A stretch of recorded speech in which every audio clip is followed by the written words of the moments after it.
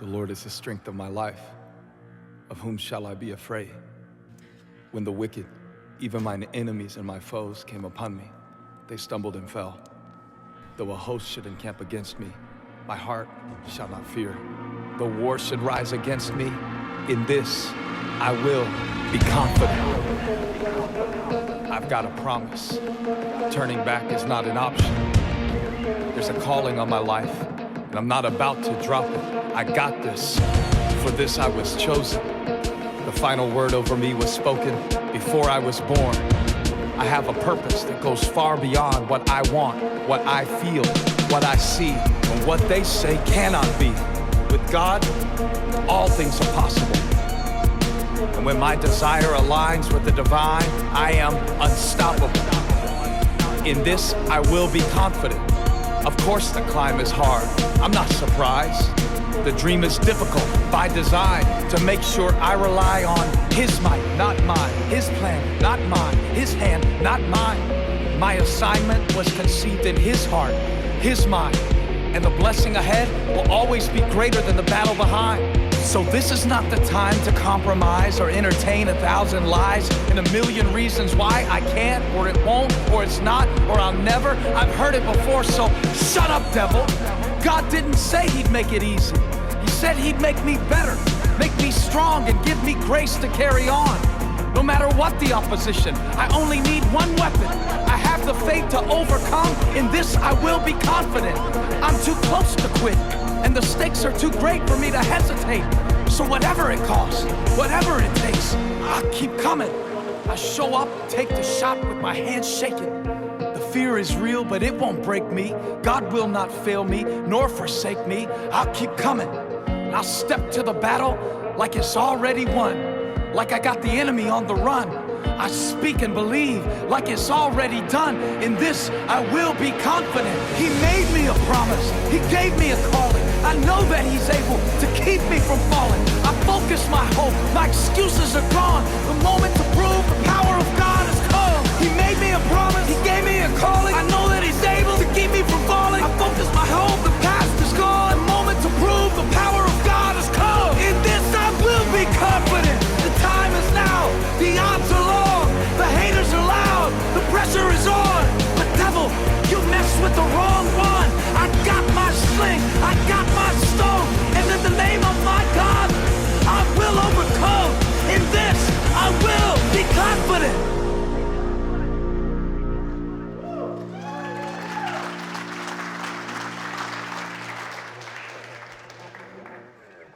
Who's on fire after watching that? You know what's funny? You guys in the office, 7:30 in the morning, you guys go, why are you so energetic, Dr. Mike? It's so early. And that's how I start my day most days, is watching that, and I come ready to fight.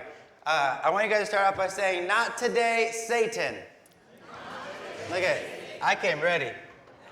I came ready. Listen, here's what happens. When we do big things for the kingdom of God, Satan's going to come in here and try and chop it down. Is that right? Not today. Not today. Look at this room. This is incredible. You guys showing up ready to fight for your health and fight for your family. And I just got to tell you guys, we're ready to blow this thing out of the water. So in the video, one thing he said that I loved, it says, it's not supposed to get easier. We're supposed to get better. And that's what today's about, is us sharpening the sword as a community to get better so that we can go home after this and be the best version of ourselves that God built us up for our families and our communities. Amen? Amen. Okay, let's go to where's our next slide? Where are we at? Look at that. This is where you guys all say, "Aww." So this is my beautiful family. This is my beautiful wife, Dr. Alanna. And those 3 children are going to be the next leaders of Empower Family Chiropractic when it's time. We're raising them up to be warriors. For those of you guys who don't know us, I just want to share, 6 years ago, we basically started Empower Family Chiropractic with the prayer and the hope to make an impact and a change in our community. We started this clinic to know that there is a health crisis going, and there's got to be some place that's designed to help people restore faith back in their body, to restore hope back in healing, and to bring wholeness to our lives. Amen? And this is what our clinic stands on. This is what we strive to do every single day. This is why, as a chiropractic clinic, people say, why, you guys are chiropractors, why are you putting on a seminar like this and talking about metabolic health and talking about all this stuff? And you know what the answer is? If we don't, who will? Someone's got to stand up and stand in the gap, right? And here's the thing is when we see that many people around us walking, being lied to by everything that's out there, someone's got to stand up and speak truth. So it starts here today where we're going to learn truth today. And after today, the goal is that us as a community walk out of these doors and we continue to speak truth. Yes? Okay. All right, awesome. I'm so excited to be here today, you guys. So grateful. If you guys don't know, the last 10 months or so, I've been home with the kiddos since we had our third. And as incredible as that's been, I really have missed being with you all and getting to speak about health and healing and what we truly love and the chiropractic principle. A principle that you will hear today, if you haven't already, that will completely impact and change your life. That's my hope. It has completely transformed so many patients' lives and our lives, my life, our family's life. And we are so excited to share that with you today. All of you guests out there, go ahead and raise your hand. I'm gonna put you on the spot for a second. How many guests we got? Don't be awesome. shy. Woo, everyone give them a round of applause. Okay, I know you might be thinking like, why in the world did my friend or my wife drag me to a chiropractic seminar on a Saturday? My hope is that you will not be disappointed. And the reason is because they love you and they understand that the information we're gonna share today can be completely life-changing if you let it. Like Dr. Olivia was saying, information plus application equals transformation. Cool, you guys are listening, some of you. Transformation. So most people stay stuck where they are because they lack that application portion. And if it's the transformation that you want, then I highly, highly encourage you to commit to something today. That's going to be the difference for you because we all want to be truly healthy, right? We all want pure energy. We all want that. But the difference is if we are going to be committed to it or not.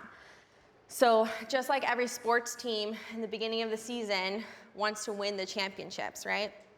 What's the difference between the teams that want to win the championships and that actually win the championships is that they are 100% committed. So commit yourself to something today, and I promise you that your life will transform. So you already had your first writer-downer, Olivia said, but their second one, and I want you guys to seriously write this down. This is going to be your theme for the weekend. So as I go through today, as we walk through stuff today, this is going to be what we're going to circle back to every single time because there has to be a foundation, right? And the foundational thought for today is going to be, you can't put something man-made into something God-made and get health. A lot of you this week in the office, I said that to you guys. I'll say it again. You can't put something that's man-made into something that is God-made and then get health. Here's the problem. We look at our sick, chronic disease culture that we live in today, and it's because of that concept there, is that we have over the last 70 years switched over to now inputting so many man-made things into our body. Our lifestyle that we live is such an outside-in approach. It's such a man-made-in approach that we've become so toxic on the inside. So real quick, we're going to roll a video, and I'll explain after, but roll that video.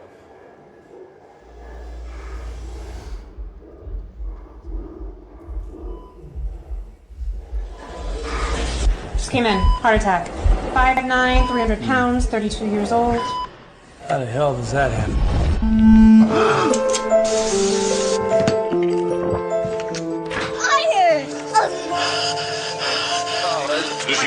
Can I get a, Could be developing diabetes. You have to make a change. Oh, yeah. You're graduating! Watch TV. You won't even have to leave. You can't do this. Yes, can I get a gotta know how deep this. You have to make a change.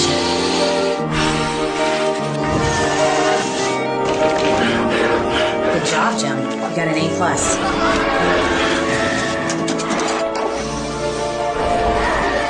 Here are your fries, sweetie.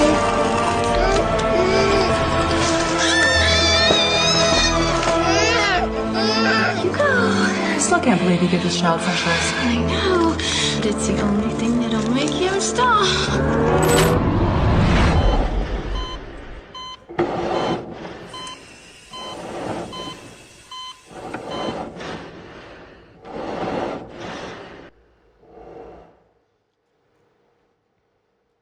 I don't know about you guys. When I first saw that, it brought so many tears to my eyes because that was the way that I grew up. That literally was my upbringing. I was in 7th grade weighing over 200 pounds. I lived that lifestyle. And that was my family. And that's what we knew. That's what we grew up on. Those of you guys who know my story, I'll share more of it later on. But that was my dad on the table having a heart attack. And I had to watch him get operated on. And, you know, it's like we sit back and we think, how the heck did we get there? You know? And here's what I'll tell you guys. When it comes to our health, in the Bible, it talks about when Peter was walking on water, it said that he began to sink when he lost focus of Jesus, right? Here's what happens in our health. The moment we lose focus on our health and what's important and what we're going after is when we begin to sink, and that's when our temple begins to crack. Because it's very easy when you open up the door for Satan to get in, where it's like this. You tell yourself, hey, I'm going to wake up tomorrow morning and we're going to work out. This is going to get started. It's when you hit the snooze button, that's when you open up the window for Satan to creep in and say, hey, like, let's sleep in. That felt good to sleep in. We don't need to work out. And that turns into a cascade of, like, no more workouts, right? Or you say, hey, like, one stop at Taco Bell is not a big deal. That turns into Taco Tuesday at Taco Bell. And now the devil says, hey, that was so much easier to not have to home cook your meal. Let's just stop at let's just stop at fast food from now on. It's easy. It's an easy thing to do. And you hear that voice, right? And then it becomes, what's the easy thing for me to do? And that's how we've lived I call it our convenient culture, right? We're in a convenient culture. And that's it's a slippery slope in. And once we get there, there comes a moment when you sit back and you say, how the heck did I get here, right? A year later, you're like, what happened? And go to the next slide, Sari. There's some patients of ours on the left, Amanda and Matt. They came to me 5 years ago on the left, picture there. And they basically were like, Dr. Mike, we feel like our bodies are not our bodies anymore. We feel sick, we feel disconnected, our marriage is not the same, our intimacy is not the same, everything is not the same. Things have to change. And I don't know about you guys out there, but they fell into the many times of going through the quick fix things, like the fad diets, right? They did all the stuff. It was like, hey, this is the trendy, do this shake and stuff. And then it was like, they lost some weight and they gained it back, and they lost some weight and they did the yo-yo stuff, right? And they came to me and said, hey, we need something more foundational. We need something that's like not going to make me keep doing this. And the HTC that they were talking about, the Health Transformation Challenge, they did this 5 years ago. And the picture you see there is their 1 year later picture. How awesome is that 1 year later, right? There's a very specific reason why I asked them for their year later picture, because anyone here can take a 90-day picture, a 30-day picture, right? And we can see short-term changes, but it's can you keep those changes for the long haul? Everything you're going to learn today is about how do we create a lifestyle that's sustainable, that's going to be there years from now. We want to make sure that we're creating results and lifestyle habits that are going to be lasting us a lifetime, to where you're getting results like that are not going to go away. And even better, like, yes, the weight loss is exciting, the weight loss is sexy, right? But go one more slide. This is what's really cool, is that when they lost the weight, they went, it's coming. Hold on, boom. So when they lost the weight, what's also cool is that when you take that down, their metabolic health transformed to the point where her cholesterol came down, her thyroid medication was coming off. I mean, his whole metabolic panel over there that he redid, all his numbers got better. So it's not about just the physical weight that's coming off your body, but it's about internally, your body's metabolism is now healthier, which means that internally, every process of your body now works better because of that. That's why you're here. Yes, we want to look hot when it comes time for summer and the swimming suits and all that, but we want to make sure that we are healthy beings inside and out going forward. Yes? Okay. So. My turn. Your turn. So this story is why we all want to be here, right? So exciting, so inspirational. But unfortunately, this is why we all have to be here, because the numbers continue to get worse over the years. 74% of Americans are now overweight or obese. I don't know about you guys, that's completely shocking. Like Dr. Mike says, we've been doing this seminar for the past 6 years, and we've seen this number increase. I remember when we first started, it was less than 50%. And over that just a short amount of time has gone up to 74%. And now we're starting to see it in our children as well. And obesity, like Dr. Mike was saying, it's not just about like how we look. It's not just about a little bit of weight gain, but it's what that weight gain represents for our overall health. So what that looks like is a lower life expectancy, lower energy, lower libido, increased risk of anxiety, depression, heart disease, diabetes, cancer, stroke, you name it. If the body, I want to ask you guys a question and maybe like change the way we're thinking about this, but if the body it's supposed to be our temple, right? A temple of the Holy Spirit, why do we treat it like garbage? If God's Spirit is living in us, wouldn't we want to take care of this space? It's not about vanity or trying to look a certain way. It's about stewardship. It's about gratitude. How we take care of our bodies reflects how we value the gifts that God has given us. Would you guys agree? If we are constantly tired, sluggish, struggling with our health, it's harder to show up for what God has fully called us to do. When we're strong, healthy, energized, we're in a much better position to serve, to lead, and to be there for the people that need us. We are truly able to be the best versions of ourselves. The best mom, the best husband, the wife, or dad, the best husband, the best wife, the best friend that we can be. So ultimately, it comes down to a choice. Do we want to live this life joyful and thriving, or sick and medicated? It's up to you guys. So, I don't know if you guys saw this post that came out in 2023. The reason I thought it was important to share this is because when you're not anchored in truth, this is how we quickly fall into what gets posted and what gets seen. So, because the other side said, but because 50% of our kids are now overweight and obese, there is a doctor that came out, and I laughed when I heard this, but some people maybe thought it was truth, is that there's a doctor that came out and said this: because so many children are now overweight or obese, it's not actually a lifestyle problem, it's a genetic disease. She said obesity is a genetic disease that even if you changed your nutrition and you worked out more, it would not make a difference. And because they can now give obesity a diagnosis code, now what they're doing is, back in 2023, January 9th, they basically made it okay, they cleared it, that you can now do bariatric weight loss surgery for 12-year-old kids. That if you look over on this side, there's a drug called Wegovy, which I'll talk about more later, which is a byproduct of Ozempic, right, the weight loss shots. And they're now saying that kids as young as 10 years old can get weight loss injections. Once again, it's an outside-in approach to an inside-out problem. We're sitting here thinking like our kids are suffering, and instead of teaching them how to properly feed themselves and move their bodies, we're saying, don't worry, let's give you stomach surgery. Let's give you weight loss shots.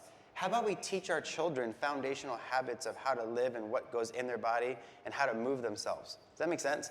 But this number keeps going up and up and up, and we try to find the quick fix. This is the culture we get into.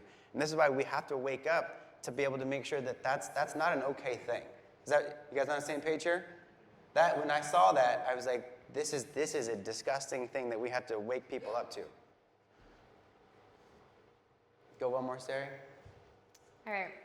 50% of Americans have type 2 diabetes. This number is also going up. Just to give you guys some perspective, in the 1950s, only 1% of people had type 2 diabetes, and virtually no one was overweight.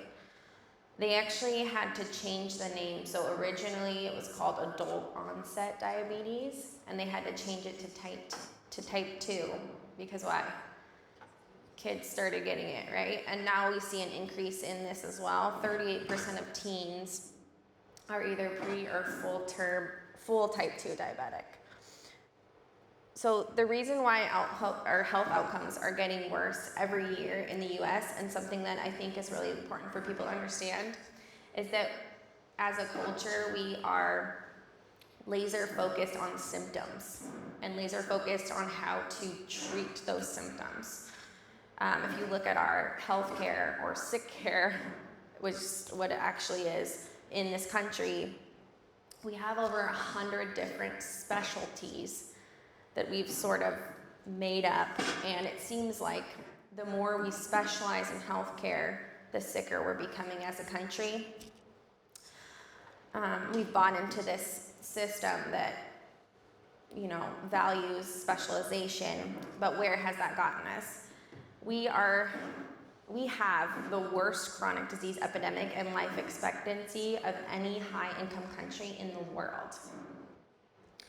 If we want to find the root cause of why this is happening, we need to look down to the cellular level in our body. So metabolic health refers to how efficient our bodies generate and utilize energy at the cellular level. So in order to understand health and our cells, we need to first start to understand what our metabolism is. So when we look at the metabolism, when we hear the word metabolism, I think most people think my weight, you know, do I have a fast metabolism or do I have a slow metabolism? But what's really important for you guys to understand and realize is that the metabolism is the core foundational pathway that drives all aspects of health. So fundamentally, metabolism is how we convert food energy into human energy. Over our lifetimes, on average, we take in 70 metric tons of food, which sounds so crazy. But this is basically, food is potential energy that gets converted through metabolic pathways that drives essentially every chemical reaction in our body. So when the majority of the input in our body goes into that metabolic pathway it's toxic garbage, then this is what we end up getting. Next slide, please. The latest research from the American College of Cardiology suggests that 93% of American adults suffer with metabolic disease and they don't even know it. 93%. So the reality is, guys, that's most of us in this room right now. We all want to be part of the 7%, and we hope that we are, right?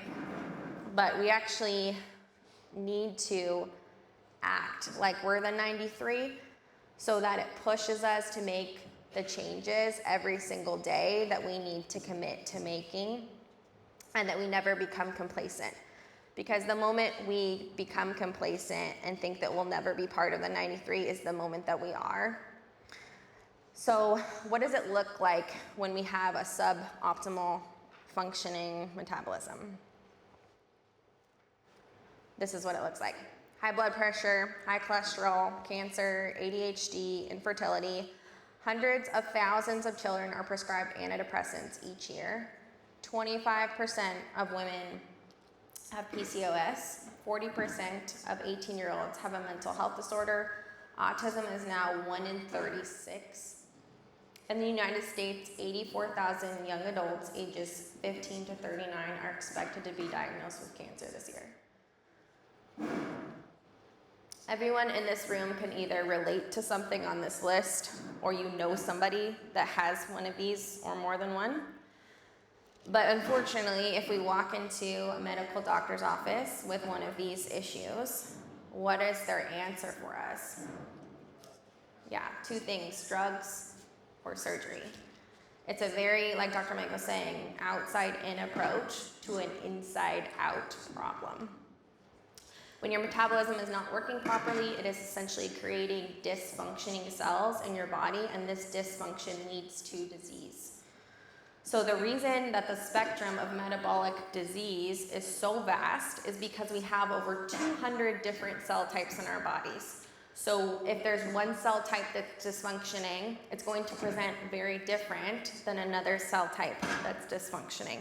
But it all comes back to the root cause of metabolic dysfunction. So I know that these stats are depressing, but I want you guys to be encouraged by this. If we lifestyled our way into these diseases, we can absolutely lifestyle our way out. There is a solution, and we see it in the office every day. So this is what's really cool. I don't know how many people, hormone imbalance, like she was saying, is through the roof right now. Men and women alike. I think they say that testosterone levels are the lowest it's ever been in the history of mankind. And when you start looking at this, here's what's really neat. Just by going through and applying the stuff you're gonna learn today, but like she said, doing it consistently, the principles that we're gonna do today, we see people get their hormones rehealed and rebalanced. We see this girl on the right over here, oh my God, she came into me on 17 different prescription drugs. 17 of them. 10 of them were different anxiety and depression mood stabilizers. 10 of them. And after being under chiropractic care and applying these principles, after 6 months, she not only completely detached from that label of anxiety and depression, but came off all 17 medications. All 17 medications, right? Yeah. Go to the next one. And then you look at someone like this lady on the left. Arthritis is something that doctors will tell you, hey, when you get arthritis, kind of sucks, right? Sucks being old. They throw that out there and say, here's your drug. Here's what it is. Don't buy into the lie. Don't accept the lie. This lady was on this medication for years, started getting adjusted, started applying a anti-inflammatory lifestyle, off her medication, arthritis is gone, right? ADHD. You guys know that 8 million kids were given ADHD last year alone? 8 million kids for ADHD pills, just sitting there chemically deteriorating their brain. After 3 adjustments, this kid completely off all of his medication and now is in college, thriving, without any ADHD medication. How many adults, we've had adults come in after a week of adjustments, get rid of all their ADHD medication. Guys, understand this. The reason we show you guys this is to bring hope that whatever label the outside has put on you, understand the only label that you need to walk out of this room with is knowing that you're a child of God made in his image and can heal 100%. Yes? Okay. Okay, so maybe you're out there thinking is this me? I don't know, do I have a metabolic disorder or dysfunction? So I wanted to give you guys some very simple, basic biomarkers that I think everybody should know about their health. So if you guys you want to take a picture of this? Yeah, I see some of you. So this is going to be just the standard criteria. And then the next slide I'm going to show you guys in a minute is a little bit stricter, and I think a goal that we should all aim for. So number 1, waist circumference should not be greater than 35 inches for women or 40 for men. Blood pressure should not be over 130/85. Blood sugar, fasting glucose, when you wake up in the morning and take your blood sugar, it should not be over 100. Lipids should be less than 40 for men and less than 50 HDL for women. And then, if they are less than that, then those are signs. And then triglycerides, if they're over 150, that's a sign of metabolic disease. Everyone get a picture? Okay, you can go to the next one. So you should also take a picture of this. These are gonna be the optimal ranges. Again, things that we should strive for. And it's just all a little bit less or higher depending on if we want really good metabolic health. All right, next slide. Who's heard of your basal metabolic rate? Yes? Oh, cool. Most people. Good. So basal metabolic rate is something else that you need to measure. One of the things that we say in the office is that you measure what matters, right? The things that you track are the things that are important. So when you're looking at your BMR, what your BMR is basically is how many calories your body burns at rest.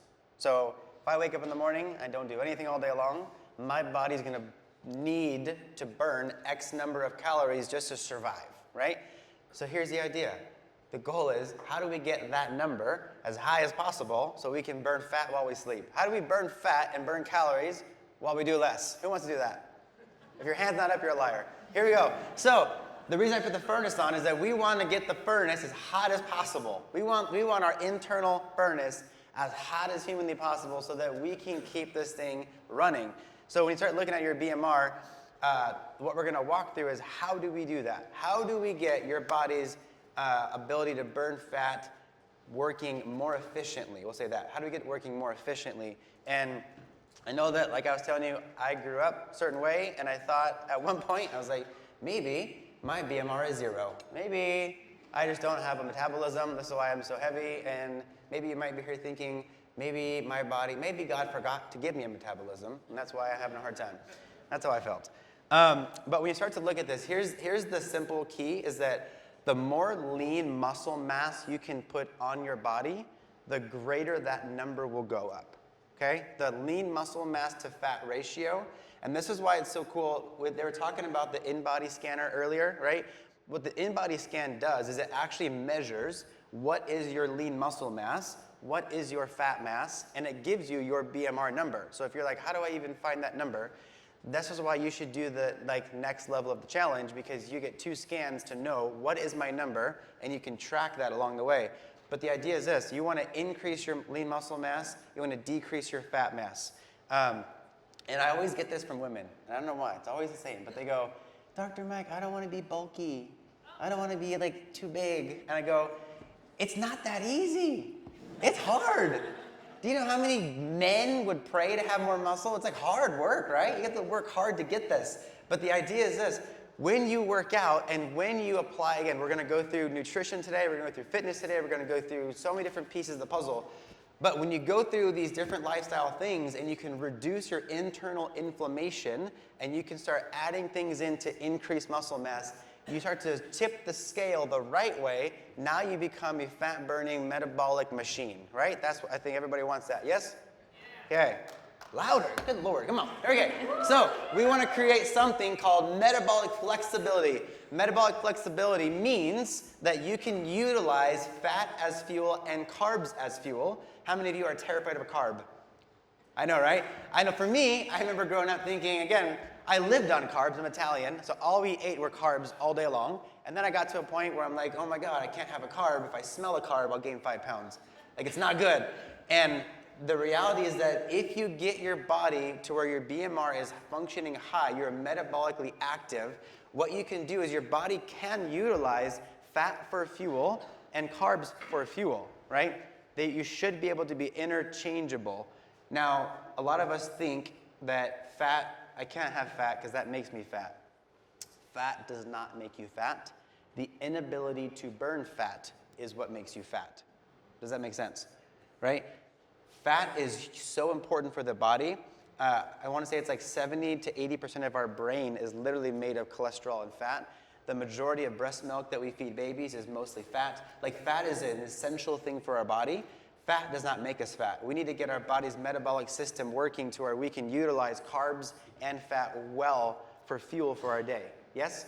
Where we're going to walk through today in a little bit, she's going to walk through what are good carbs to feed our body and what are good fats to feed our body. When you eat God-made fats and carbs, the body thrives. When you eat man-made carbs and fat, this is when we get more of this puppy. Okay? This is fat, by the way. We don't want that. Okay. Next slide. So this is what's so interesting. So the picture you see right there, this is obviously Arnold Schwarzenegger, and both of these boys are both his sons, and they're both from the same mom. Here's what happened. When these boys were young, Arnold and his mother split up, The boy on the left grew up with Arnold. The boy on the right grew up with his mother. Here's what I want you to understand. You are not destined to live by your genes. All of us were born with a certain genetic makeup. The lifestyle that we live will turn on or turn off the expression of those genes. Obviously, very different outcomes. Very different lifestyles growing up, and you see these boys very different, right? They had the same genetic makeup, but very different health outcomes. So here's what you have to understand, is that when you look at how does this play out? And my pastor said this in a sermon, and it like rocked me, and I anchored into it. But he said that you go into Exodus where it talks about generational sin, yeah? If we don't break generational sin carries on to the third, even the fourth generation of our children's children, okay? Here's what happens. Our lifestyles carry on. The beliefs that we have, we pass on to our children. The mindset that we have about things, we pass on to our kids. They are most likely going to believe and live the same way that we are teaching them to live and believe. Does that make sense? So here's the thing. The same thought that we need to break generational curses and generational sin has to break. If there is a bad, unhealthy relationship or a bad, unhealthy belief system in your mind that is going on, that maybe you eat the way, like God, growing up, my grandma fried everything in Crisco. But just because grandma fried it in Crisco doesn't mean I have to fry it in Crisco. Does that make sense? At some point, we have to wake up and be like, I see that there's a disconnect between what they're doing and what is right. I see that just because mom and dad did this, I can now see that what I'm learning now is not right. If I don't want that outcome, I have to act differently. Does that make sense?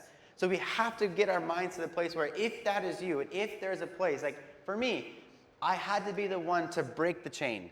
Like I had to be the one to say, I don't want to end up having a heart attack like my dad did and leave my kids the same way he left me. Meaning that I have to make sure that whatever habits were unhealthy and broken, they have to end with me. They will not carry on to my kids, and they will not carry on to my grandkids. Amen. Okay, so whatever that is for you, I need you to understand whatever that might be what you need to journal out and write down to know that what is it? What is the thing that I'm going to end? What is the thing that I will not allow to get passed on, past me? It's going to stop right where it is. Yes? Okay. Because this is what happens if it doesn't. Who watched this movie? Every movie? Okay. So, it's really funny. However, I believe that this movie WALL-E, was one of the most prophetic movies of its time. I'm going to say that. Okay? Here's why. This movie was made in 2008. In 2008, they were already predicting we were going to be overweight, riding around on electric things, not moving, having things feed us, like not even doing anything. Okay? If you guys watch the movie, these guys can't even stand up and walk. Okay? Just to give you a perspective. And this is why I say prophetic. In 2008, in 2008, the obesity of America was only 33%. We just learned that it is now 74% today. Do you see that incredible rise that has happened? Right? And here's what's happened. Because this is what they said was going to look like back then. This is what life looks like today. We see this. And I'm going to say this, and my prayer is that it comes off in the right way.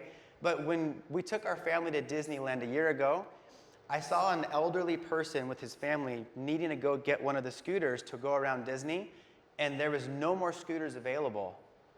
And there were so many heavy people using the scooters that the people who were elderly that couldn't walk couldn't use the scooters. I just need to say this from my heart, from a good place, that this has to become a place where we say this is not acceptable. Like we have to make a change, and we have to make sure that, again, like I said, it has to end with us where we say that our temples are so precious that we're going to treat this better. We're going to act and live better. We're going to do our best. We're going to do the best that we can to make the right decision so that we can be the way, again, living and breathing and walking the way that God designed our bodies to be. Does that make sense? Yes? Like someone asked me the other day in the office, like what would you do if Jesus showed up tomorrow? How would that be? And I was like, the first thought I would think of is like, at first I would fall down, like, oh my gosh. But then I would think, man, did I steward what you gave me well? did I do a good job treating and entrusting whatever you gave to me? Would I be like, hey, give me like another year, come back in a year, I'm not ready. You know, would you have that mindset? Would you be like, hey, I did the best I could and I worked really hard to treat what you gave me well. Does that make sense? Now, in the culture we live in, I go back to we called it our quick fix culture or our convenient culture. Now, I want to educate you guys on something. So who has heard of a GLP-1? It's like the hottest thing since Wonder Bread, right? So GLP-1, here's what I want you to understand. GLP-1s are something that in its natural form, your body creates. Your body creates GLP-1 in your intestines in its natural form. And its purpose is to help manage blood sugar, helps curb cravings, helps with weight loss, and your body naturally does this all by itself, okay? Now, here's what happens. When man, what we try to do is we say, man, how can I find things that already exist? How can I put a medical twist on it, put a price tag on it, and then how can I deliver it to people and sell it? But the moment we take something that's man-made, put it into something that's God-made, we don't get health. Go one more slide. So all of these GLP-1 agonists, what that means is that all of these medications that you see here, these are different forms of something called a semaglutide. Okay? You have probably heard that name before, right? Semaglutides. Did you know that a semaglutide comes from the venom of a Gila monster, lizard? The way a Gila monster lizard kills its prey is it puts its venom in, and that venom paralyzes its prey. Okay? Here's what they've done. The venom, the paralytic thing, when you put these things in, the reason why these work so much faster and so much more is that it creates a paralyzed effect to your digestive system, which slows down, and this is why all of a sudden we're losing our appetite so much faster. You put something man-made into something God, again, the body naturally does it. When we try to add and change it, it becomes toxic now. Do you guys see that? Now go one more. So these are common side effects that you can see when we start taking any one of these forms of drugs. So nausea, vomiting, diarrhea, constipation, stomach pain, all of these different things, because we've now taken our digestive system, create a paralytic effect where it's not functioning right. That's why we start to see some of these things. But now the more serious ones, pancreatitis, thyroid tumors, at least 5 people that I asked had to have their gallbladders removed because gallbladders stopped functioning. We look at changes in vision. This is the latest thing that they're now seeing, that the retina in your eye is starting to calcify and deteriorate, so you're losing vision is the next long-term effect that we're seeing of this. And then another big one is muscle wasting. So let's go back. If we want to increase our basal metabolic rate, if we want to increase our furnace, we need to increase what? Muscle. Lean muscle. We need to increase muscle to bring down fat. What this drug is doing is it's decreasing muscle and decreasing fat. Now I want you to hear this from somebody else on why this is a bad thing to decrease muscle mass. So go to this next video. I was Ozempic for 6 months. He lost 2 pounds. It didn't really make him feel great. He had all these side effects. He switched over to what I told him to do. He lost 60 pounds and he's reversed his diabetes and he's on his way back to full health. I think it's malpractice to prescribe one of these drugs unless that person has diet counseling and understands they need to eat a gram of protein per pound of ideal body weight, and they're taught how to do it. Right. And that they do it. And 2, that they commit to strength training at least 3 times a week. Because if you don't, what happens is this. You lose the weight, but up to half of the weight is muscle. Now, muscle is your metabolic engine. It burns 7 times the calories of fat. And when you lose muscle, your metabolism slows down. So then what happens? Then you stop the drug because of the side effects or you can't afford it forever. And then what happens? You gain back the weight. You're going to gain it back all as fat, which means your metabolism is going to be slower, even at the same weight that you were when you started, which means you need to eat less in order to just stay at that weight. So you'll gain more weight even. And it's a disaster. I'm not opposed to these drugs. What I'm opposed to is their widespread use, is the lack of research on other interventions that work better. Is that 2/3 of the weight loss that we're seeing, that we're tracking from people on these medications, 2/3 of it is muscle. 1/3 of it is fat. So what he was talking about is that when you're taking overall weight loss, 2/3 of it coming off of your body is muscle.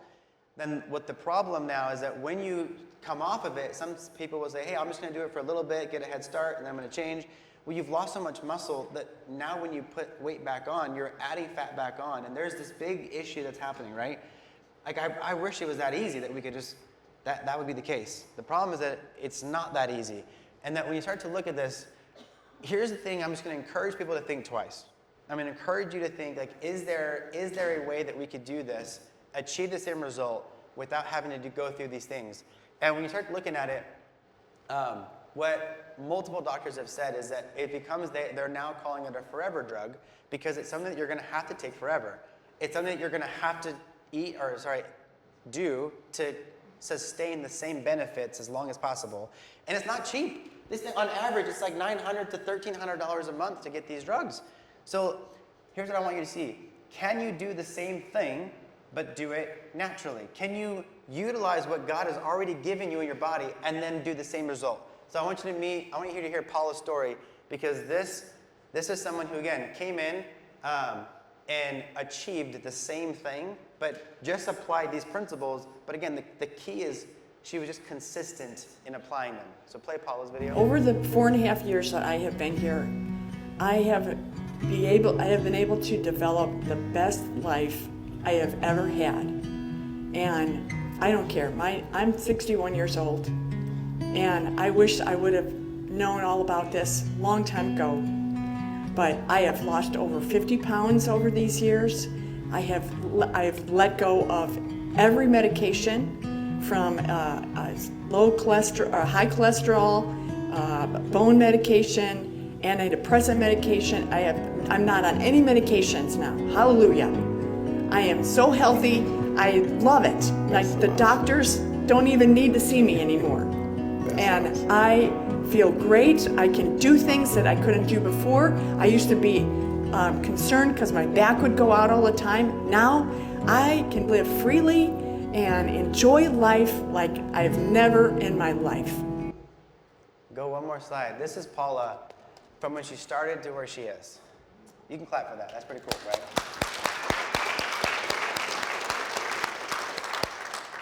But I hope you guys hear a couple things. A couple of things are important. Paula started this journey with me when she was in her late 50s. How many times do we hear that negative thought that says, it's too late, you're too old to start doing that stuff. Your body can't do that anymore. She was in her late 50s when she started this journey, and this was 4 years of her showing up to every class I taught, applying little things. She would write down notes, and then she would come in and she would literally apply every little thing over the course of a 5-year, 4-year period. And 50 pounds later, all her medications are gone. This girl went from not even being able to go out with her friends to now she kayaks and runs and does life.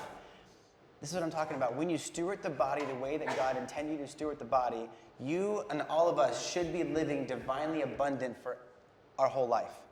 And this is what we want to create for you guys, when we can start changing the mindset to saying, I don't need another outside in thing to make me healthy. God has given you everything you need already right here. What we need to start converting is saying, how do I stop doing the things that are making me toxic on the inside? And how do I start committing to doing more things that work with my body, that are going to work and make my system work more efficiently? Are you guys on page with that? Okay. So how do we do that? What are those things? All right, you guys ready for the answer? Okay, the good news, One finally. All right. So the 5 essentials. And those of you who are patients, you know what they are, but I'll just remind you. So the 5 essentials are the blueprint for fighting metabolic disease and the guideline to live our life. So we have to pay attention to these 5 areas. Again, they are called essentials. We don't get to pick and choose. We have to pay attention to all of them. At Mixed Living, we believe that nutrition matters, toxicity is a problem, oxygen and exercise is crucial. Our mindset is vital, and at the root, the absolute foundation is a well-balanced nervous system. Next slide.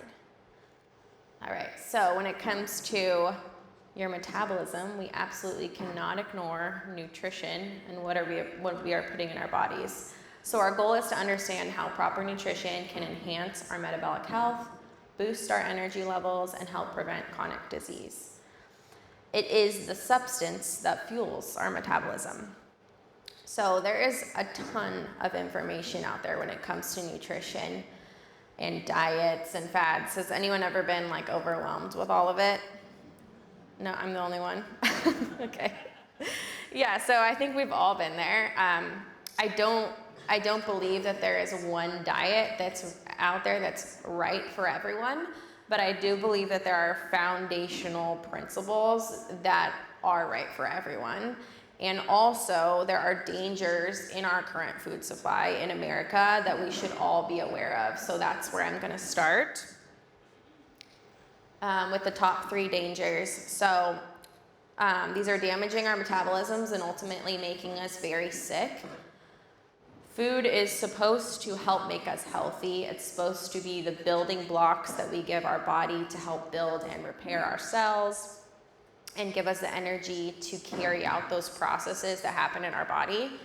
Yet the sad reality is that today, food is mostly harming us if we are not extremely careful with what we are putting into our mouths. So ultra-processed foods is the first one I'll talk about. 90% of our supermarkets, even the healthy ones, are filled with food-like substances that are not actually food. So these are things in boxes, wrappers, they have a long shelf life, and they have an ingredients list that you can't even read half the ingredients that are in them. Okay, studies now show why these are so bad for us. These are frankenfoods, they're engineered in a lab, and they make you want to overeat.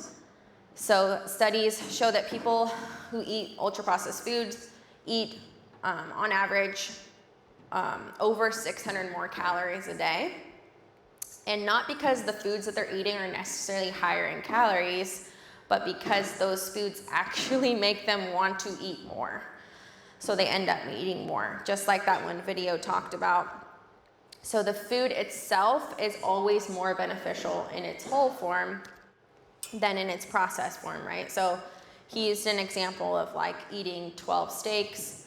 I've used the example before of like potatoes. So like, how many of you, I don't know, I'll ask this, who can eat a whole bag of potato chips, right? You don't have to raise your hands. You know who you are. But if you, right, it's like really easy to sit down and eat a whole bag of potato chips, but that bag probably consists of 5 to 6 full potatoes, which not a lot of people could sit down and eat that. So food is always better for us in its whole form. Another reason why ultra-processed foods are so bad for us is because of seed oils. You guys have heard this before. I think a lot of people have heard this, but they might not understand exactly how bad they are for us. These are basically oils that are derived almost exclusively from seeds that mostly would have been waste products. So they are originally intended to actually lubricate these giant industrial machines when they first built that, not ever intended for us to consume them. They are literally the single most processed food on the planet, bar none. So to give you guys an example of what to not eat, these are the lists right here. So stay away from canola oil, soybean oil, corn, sunflower, safflower, cottonseed, grapeseed, rapeseed, rice bran, sesame, peanut, or anything labeled vegetable oil. There's no vegetables in that. It's not healthy for you. So these oils are typically extracted using high heat and chemical solvents, which can lead to oxidation and inflammation in the body. They are high in omega-6. Do you guys know, have you heard of omega-3s and omega-6s? So we do need a good ratio of those in our bodies, but when omega-6 gets too high, our body becomes completely inflammatory, again, which leads to disease. So seed oils are now found in almost all processed foods, so things like salad dressings, crackers, cookies, breads, things that we might think are healthy, like organic protein bars, or another big one is like plant-based milks. So we need to read our ingredients and make sure that we are not consuming these, because the reality is the average American consumes 3 to 5 tablespoons of seed oil a day. Yeah. 3 to 5 tablespoons. So just to give you guys an idea, to consume the equivalent of that in corn oil, you would have to eat 60 to 70 ears of corn, which I don't know if that's possible by most people. And then to consume the equivalent of that, in soybean oil, you'd have to eat more than 2 pounds of soybeans. So these are amounts that we've never encountered in our history, in human history. Seed oil consumption is the single greatest change to the diet of mankind in all of history. And why they are so bad, again, is because they accumulate in our body. They set up in an environment in our body that is pro-oxidative, pro-inflammatory, toxic, and nutrient deficient. So it drives inflammation and leads to things like heart disease, stress of cells, and literally causes cell death. So these are poisoning us. Next slide. I want to just make you guys aware of this video. If I haven't convinced you to take out seed oils from your diet yet, watch this video and it will. It gives you the whole history of where seed oils came from and why they were originally invented. And again, it was never something that humans were meant to consume, and they're poisoning us. So be very careful when you're purchasing food and make sure that there is no seed oils in there. So a good alternative is, these are healthy fats, these are healthy oils that we should be using that are good for us. Again, we don't want to be scared of fat. Fat is amazing for us. Every single cell in our body has 2 layers of fat. We need fat to survive. And these are good ones that our body knows how to process. So coconut oil, avocado oil, grass-fed beef tallow, grass-fed butter, and olive oil. Do not cook or heat olive oil. Just another tip. Next one. Okay, another reason why ultra-processed foods are so bad for us are because of the refined sugars and the artificial sweeteners. So Americans are absolutely addicted to sugar. One of the most common types of sugar, I think most people would say like candies or soda maybe. Those are something that have a ton of sugar in them, but one of the most common is actually refined grains and processed grains. So if you look at the American diet, we have these refined grains, processed grains in almost every single meal. These cause inflammation, sore, achy joints, brown spots on our skin, and overall are, again, poisoning us, all of these refined sugars. So another thing that you've started seeing too is like sugar-free things, which again, you have to be very careful with, because things like aspartame, NutraSweet, Equal, they're absolute garbage and worse for you than these other sugars. They are now listed as neurotoxins. So neurotoxins are things that can pass through our blood-brain barrier and go to our brain, causing plaque in the brain. And these are actually linked to things like Alzheimer's or dementia and Parkinson's now. So don't get the sugar-free stuff, because it's not actually sugar-free. And so good.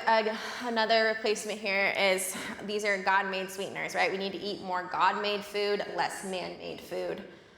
So I just want to talk about Red 40 in particular. As I said, a synthetic food dye made from petroleum, which contributes to oxidative stress in the brain. Red 40 alone has been linked to aggressive behavior in children, autism, and ADHD. We wonder why we see so many kids being diagnosed now with ADHD and why they can't sit still in school is because they're eating and consuming these food dyes. Example of things that have this in it, that have Red 40 in it, things like Skittles, fruit punch, Gatorade's a big one, Jell-O, Betty Crocker's strawberry icing, Flaming Hot Cheetos, a ton of these things that we are eating or that we're giving to our children. So when you're reading ingredients, never eat anything that has a color red, blue, or yellow in the ingredients list. These things are also linked to leaky gut as well. So if you know that this is you or this is your family and you've been eating these things and you're concerned about your gut health, Dr. Mike is going to be going over some testing that we can do to identify that for you and your family. So like I was saying, one of the biggest solutions to this problem is making sure that we're reading our labels and going back through, like, even if you think you do, like continuing to always check and make sure that these things don't creep in to your home. Just recently, I found that our toothpaste actually has sunflower oil in it. So it's crazy because you think that you're, doing well, but these small companies get bought out by bigger ones and then they start adding in this poison and you don't even realize it. So continuing to check these things.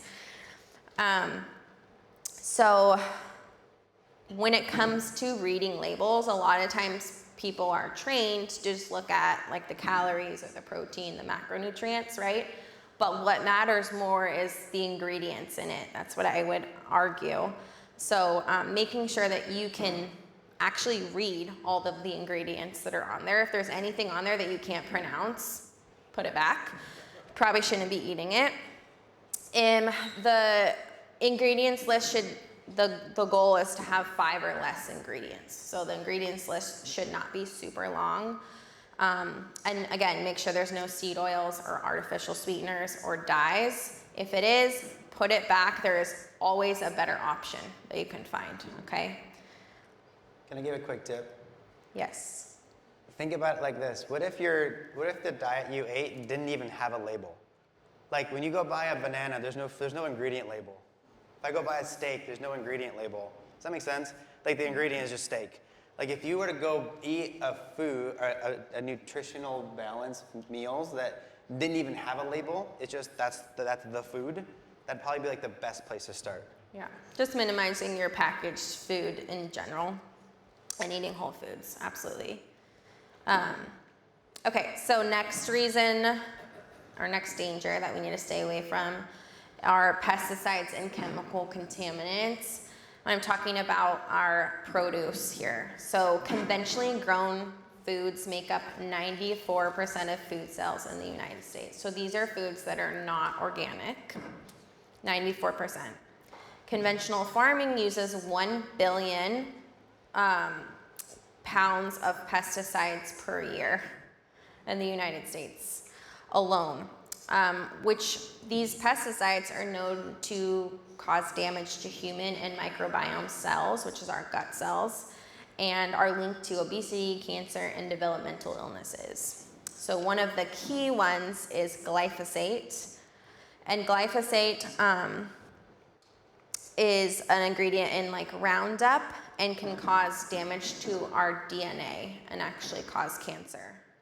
So what's the solution to this? Again, pretty simple. Next slide. 3 things you can do today to change this. So number 1 is you always want to buy organic when you can. There are a list. Have you guys heard of Clean 15 Dirty Dozen before? So if you go to ewg.org, that'll give you the updated list. But basically, if you're getting something that's on the Dirty Dozen, so it'll list certain produce, you really want to make sure that that's organic. If it's Clean 15, the pesticides aren't as heavy, so you don't have to. And those are typically things with a thicker skin, like a banana or an avocado. But again, that's only if like finances are maybe an issue and you want to save a little bit of money, but we really should be buying organic always. The next point is try to get your produce mostly at farmers markets, because by the time our produce actually reaches the grocery store, it's already lost 30% of its nutrients. and that just continues to go down as you bring it home. So you want to eat your food as close to the time that it was picked as possible. So you'll have a better shot of that at a farmer's market, or grow your own food. That's honestly the best. And then the last one is to wash and scrub produce thoroughly. We just do, for like our berries and our other produce, we just do water, a little bit of white vinegar, and then baking soda. And if you can do this at home as a test, but we just put it in a bowl, put the baking soda in, let it sit for a couple minutes, and then I'll take the berries out, and what's left is disgusting. And this is even like organic produce, right? So you really want to make sure that you're doing that as well. Okay, and then the next harm that I want to talk about, or danger, is in our animal products. So factory farm meats and dairy often contain synthetic hormones and antibiotics, which contribute to our poor health and increase our risk for cancer and metabolic disease. Next slide. So I want to talk about cows for a second. So we know that cows were designed by God to eat grass, right?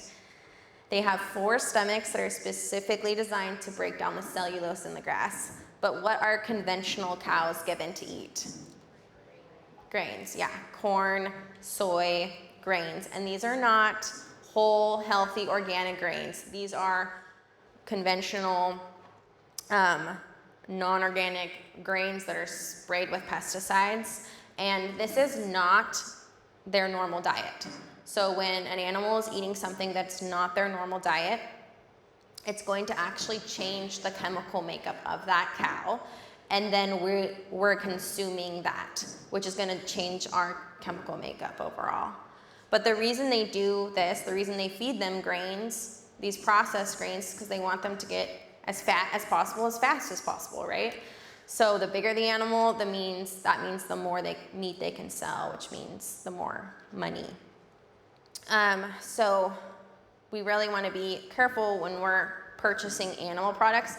I honestly feel like this is probably the area that you can get the most bang for your buck when it comes to changing your health, is changing the source of where your animal products come from.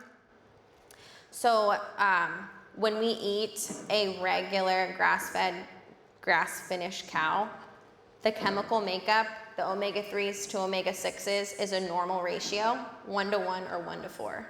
When we eat a conventional cow, the omega ratios are anywhere from 20-to-1 to 50-to-1. Remember how I was talking about how omega-6s are inflammatory? You're eating omega-6s 50-to-1 to omega-3s, which is horrible. So that's why when you hear some of the research that says that red meat leads to heart attacks or diabetes, and people try to avoid meat like the plague, this is true if you're eating conventional meat. But if you're eating grass-fed meat the way that God designed it, there is actually properties in that meat that help you fight those things and help you fight cancer. So it's not the meat that we need to demonize here. It's the way that these cattle are being raised. And it's amazing. Like when we treat these animals the way that God intended, then they're actually good for us. And when we don't, then they're bad for us. So we always want to make sure we get grass-finished, grass-fed when we are looking at our beef. And then the next one, so we also, any animal product, again, just looking at how that animal is raised. Is it raised in its natural environment? Is it fed its natural food or not? So same thing with poultry and eggs. You want to look for pasture-raised and organic. So there's a lot of terms out there like free range or cage-free. These are very misleading. Cage-free is not cage-free. They're just in like a slightly bigger cage. So again, not the environment they were meant to be raised in. And then next this is an example of fish. So fish are not meant to be in a small pool with hundreds and thousands of other fish eating GMO-fed corn. They're meant to be in the ocean, wild caught fish is what we want to look for. You can see the difference here. So this bottom one is wild caught versus farm fed.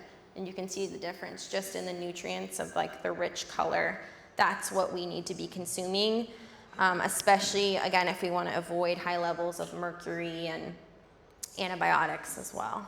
So I just want to make a point when it comes to investing in your health, because this is one of the biggest things I hear from patients why they don't want to switch the source of where they get their animals from, is because it's more expensive. And I'm not going to stand up here and lie to you, like, it is more expensive, but it is an investment in your health and your family's health. So those foods are more expensive, no question, but that little investment that you put into that to make these choices for your family will save you 10 times, 100 times or more in the long run, because you're going to be preventing these diseases that I spoke about. So what is that worth to you and to your children or your grandchildren? Like, it's priceless. We can't put a limit on that. So it's an investment in yourself and your family. When you remove the processed foods and change the source of your animal products, again, you're decreasing your risk for disease and your heart attack, and your rate for heart attack, all of that, all these diseases, your risk will go down that day once you change these things. Okay, and the next point I wanted to make was to stay hydrated. I know you guys know this, but we have to drink more water. Like, as Americans, studies show that that 75% of us are chronically dehydrated. This is a very, very simple step that we can take to instantly improve our weight loss or our metabolism right away, is to drink more water. So if most of us are dehydrated, oh, nice. Oh, jeez. Exactly, drink water if you have some right now. So hydration is not just about drinking water though, it's also about consuming minerals and electrolytes. So if we just consume water all day, or basically just like flushing our system out, which can be good for getting rid of toxins, but we're not bringing the water and hydrating, or bringing the water into the cell and hydrating the cell. And that's exactly what you'll do if you add electrolytes into your water. We started doing this a few years ago, and I noticed a huge difference. So Element packets are our favorite. Our kids love them too. And they're a great way. Just one a day is really good. If you work out a ton or sweat a ton, maybe 2 a day. Do you have 2 a day? But anyways, these have sodium, magnesium, and potassium, and are really good for our bodies. A lot of people are scared of sodium. I have heard this too, because we've been taught the lie that sodium is bad for us. It's not sodium that's the problem. Again, it's the source of the sodium. So if you're just looking at table salt, like, yes, that is bad for us because it's processed. Again, our body does not know what to do with it. But this sodium in the element, these is actual salt rocks that we're consuming that is good for us. The American Heart Association recommends that we consume 1.5 grams of salt per day, when the studies are showing now that we actually should be consuming like 4 to 6 grams of sodium per day. So actual sodium, not fake. So don't believe the lie. We actually need more sodium. There's so many processes in our bodies that require it. Muscle contraction, our heart muscle, and like nerve signaling and all of that. So we have Element here today too. You guys want some? If you want some. If you want some. Good idea. I always think it's so funny when you look at whether it's American Heart Association or whoever it is, right? They're like, oh, salt's gonna kill you, don't have salt. And they're like, meat kills you, don't eat meat. But then they're putting their stamp of approval on like Honey Nut Cheerios. You know, it's like you look at like, well, I'm sorry, it's probably because you're funding the Cheerios, you're not funding the meat companies. It's like, and then you look at when you get the heart disease from eating the thing, well, now that you're gonna, see what I'm saying? You gotta follow the whole circle. So anyways, we're gonna jump into the challenge and we're gonna wrap this first quarter up here. So how do you keep saying about application. This is where the application comes in. In your folder, you have the challenge sheet. So what we're doing this year, based off of the last couple years of advice from you guys, is just by being here today, you have the 30-day challenge, the nuts and bolts, go ahead, right to you already. So you, just for being here today, you have the whole layout of the challenge free to you. So in your folder, you should have that challenge sheet. Am I right or no? Is it not in there? Okay, good. Yes, thank you. Okay, so the challenge sheet's there. So here's what I realized over the last couple of years doing this, is that we used to like make everybody follow us and do this whole thing. And the reality is this, there's a portion of you guys here today that you really don't need a lot of guidance. You can just take the nuts and bolts and run with it and be super successful, right? Like you have the discipline, you have it laid out. I can just give me what I got to do. Cool, let me go lock this in and go do it. So just by being here today, you have that to you and you can go do that. What Dr. Olivia was mentioning is, and what I'm going to talk about with you guys is, if you're someone who's like me, who no matter what challenge, I've done challenges my whole life, right? But no matter what, I do better with accountability, and I do better with a coach. If I have somebody helping me stay in the course and helping me guide me to make sure that I'm not going to fall off, I'm not going to get sidetracked, that I can text and say, hey, can I do this? Should I do that? Like, I perform better and I get better results. So for those of you who fall into that category, we're like, hey, I'll do better if I do this. What we're doing is that when you purchase the bundle of the Foundation 3, boom, what you'll get is these extra steps. So all the nutrition things that she's talking about, we actually have that in a full resource guide to hand to you so that you have it. So by purchasing the bundle and going to that next level, you're going to get all of these nutritional resources. Grocery and shopping tour teaches you how to walk through and navigate a grocery store. And then Dr. Olivia and I are actually going to meet with these group of people and walk you through Sprouts. I'm going to literally walk you through Sprouts and show you how I read labels, what meats and snacks I choose, how do I buy things for my kids, what we do as a family. Like, I will answer every question you have about the entire grocery store. So that's pretty helpful for a lot of people, I know that. Over 90 workouts. Again, even though I've worked out my whole life, I don't want to think about it. Like, I don't want to have to think about what I got to do. I just want someone to tell me, hey, do this. Great. Turn my brain off and do it. So you get over 90 different workouts to you. And like I said, personal accountability and coaching that you'll get from us as a team. If that's you, and you're like, hey, I'll do better there, you get all of this with your bundle. And along with that, you'll also get the 2 different in-body scans. So like I was saying before, the in-body scan is here today, so you actually get your first scan today. And this challenge is going to go through the whole month of March. So it'll start March 1st and go through the month of March. And you'll get your in-body scan, and you'll get your baseline, like, what is my BMR? Where is my body fat percent at? How much muscle mass do I have? This also measures your visceral fat. So visceral fat is the actual fat like this that is sitting on top of your organs, making you unhealthy. This measures that. So as you're going through the challenge, at the end of the 30 days, we're going to rescan you, and then you can look and see, how did I do? Because if you've been like me, like, does anybody know, we had it in the office, but this is 5 pounds. Like, this is 5 pounds of fat. And what's happened before is we've done the challenge and people go, oh, I didn't do very good this year. I only lost 5 pounds. I'm like, it's pretty good, right? The other thing, though, what's great about the scan is that if you do the scan, how cool would it be if you knew for sure that those 5 pounds you lost was fat and not muscle? That's pretty exciting. That's more motivating, at least to me. So that's what you get when you do the extra scan. And then one more slide. What we're going to do is, if that's you, look at this hand. Ha! Clap it up for him. He's here somewhere. I almost forgot about Camden. So Camden is somebody who started in the office over 6 years ago, started applying these principles. And once again, we talk about what's more impactful is the sustainable approach over time. So I want to say this is like 5 years, right? About 5 years of him applying things, and 5 years later, younger, fitter, more active than 5 years before. So this is what's so cool. When you adopt these things, they just become a lifestyle approach. This is what this should turn into, is where you don't have to think about it. This is just what we do. Does that make sense? Okay.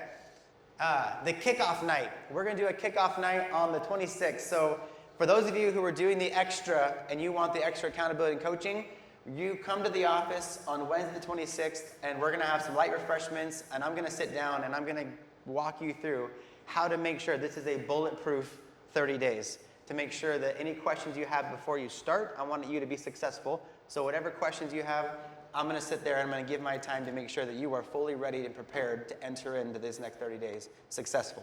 Sound good? So, the foundation 3. Man, guys, come on. This is what, I want you to know why we're so excited. Because I think we keep saying that and you're probably like, why are you guys so hyped up about these pills? We spent 2 hours in Orlando with the guy who formulated these vitamins, okay?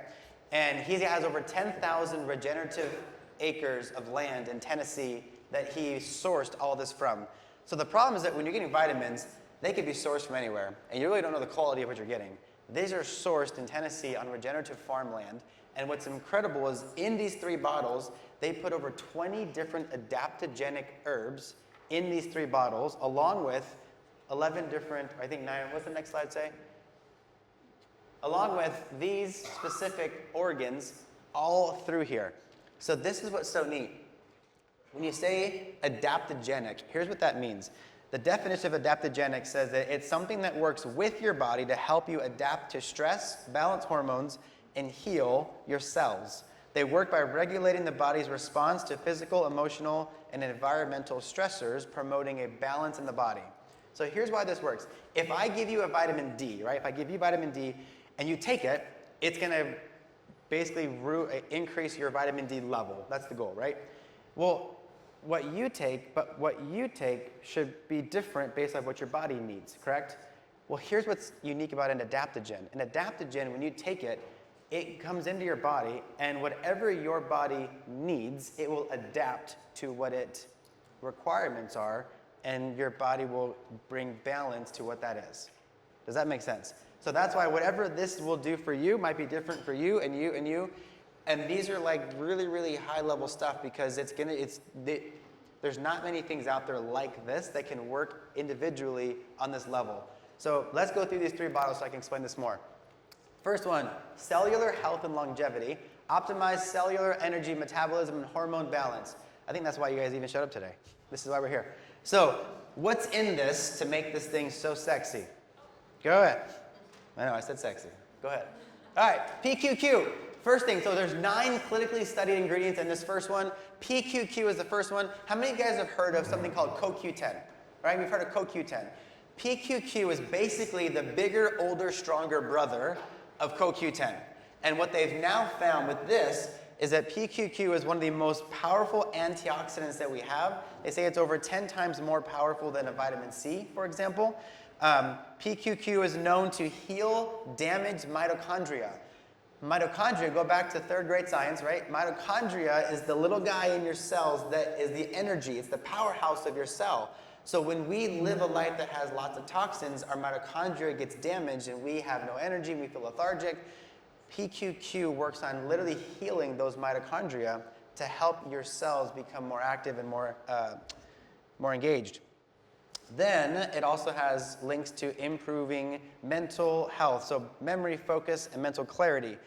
As your day goes on, how many of you guys, as the day goes, your brain just feels tired, right? Like, I feel like sometimes the brain just feels tired. And when the brain feels tired, this is where you almost feel like you're on that like hamster wheel. You ever watch the hamster on the wheel, and it's just going and going, and your brain feels like it's just gonna never stop going. What this does is when you take a vitamin like this helps to calm down the brain to where you don't have that like mental exhaustion. That's a pretty cool factor. Now you go down to, go back one more time, sorry. Ashwagandha. Who's heard of ashwagandha? It's a fun word to say. Say ashwagandha. So ashwagandha, this became super popular a few years back. In fact, so popular because the #1 job of ashwagandha is to decrease something called cortisol. Cortisol is your stress hormone. Who has that up all day long? Yeah? So cortisol goes up. Now here's what's interesting. Ashwagandha got so popular that when people started hearing about this, everybody wanted to sell it. Everybody wanted to source it because it got so widespread sourced. They started to go in, scientists were going in and pulling different companies and testing their amounts. This was wild. The average bottle of ashwagandha that you go and get at the grocery store today has 1/100th of the amount that it should have in the bottle. Everything else is fillers. That makes me angry that we're spending money on something and not actually getting what we should. Does that make sense? This is why you look at the source of what you're buying is so important, and this is sourced here and in one specific place. So what ashwagandha is going to help do is, like I said, bring down cortisol levels. It's going to help hormones. It also helps with recovery. So if you're someone who works out quite a bit, this is going to help your muscle recovery. It's going to help with strength. And then one more thing that's pretty cool is this. I learned this new actually this time. Ashwagandha helps balance hormones, like improving testosterone in men and balancing thyroid and adrenal function in women. I learned that this weekend. That was pretty cool. Okay, go down to the next one. This one, so methylated B vitamins. So when your energy goes down, what does your coffee bill do? It goes up. Here's what's bad. When energy goes down, we consume more coffee. Excessive consumption of coffee will deplete B vitamins.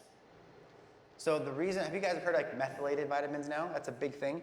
Methylated vitamins are vitamins that you need they're more bioavailable to the body, means you're going to consume them. They're going to work better with your body when you eat methylated vitamins.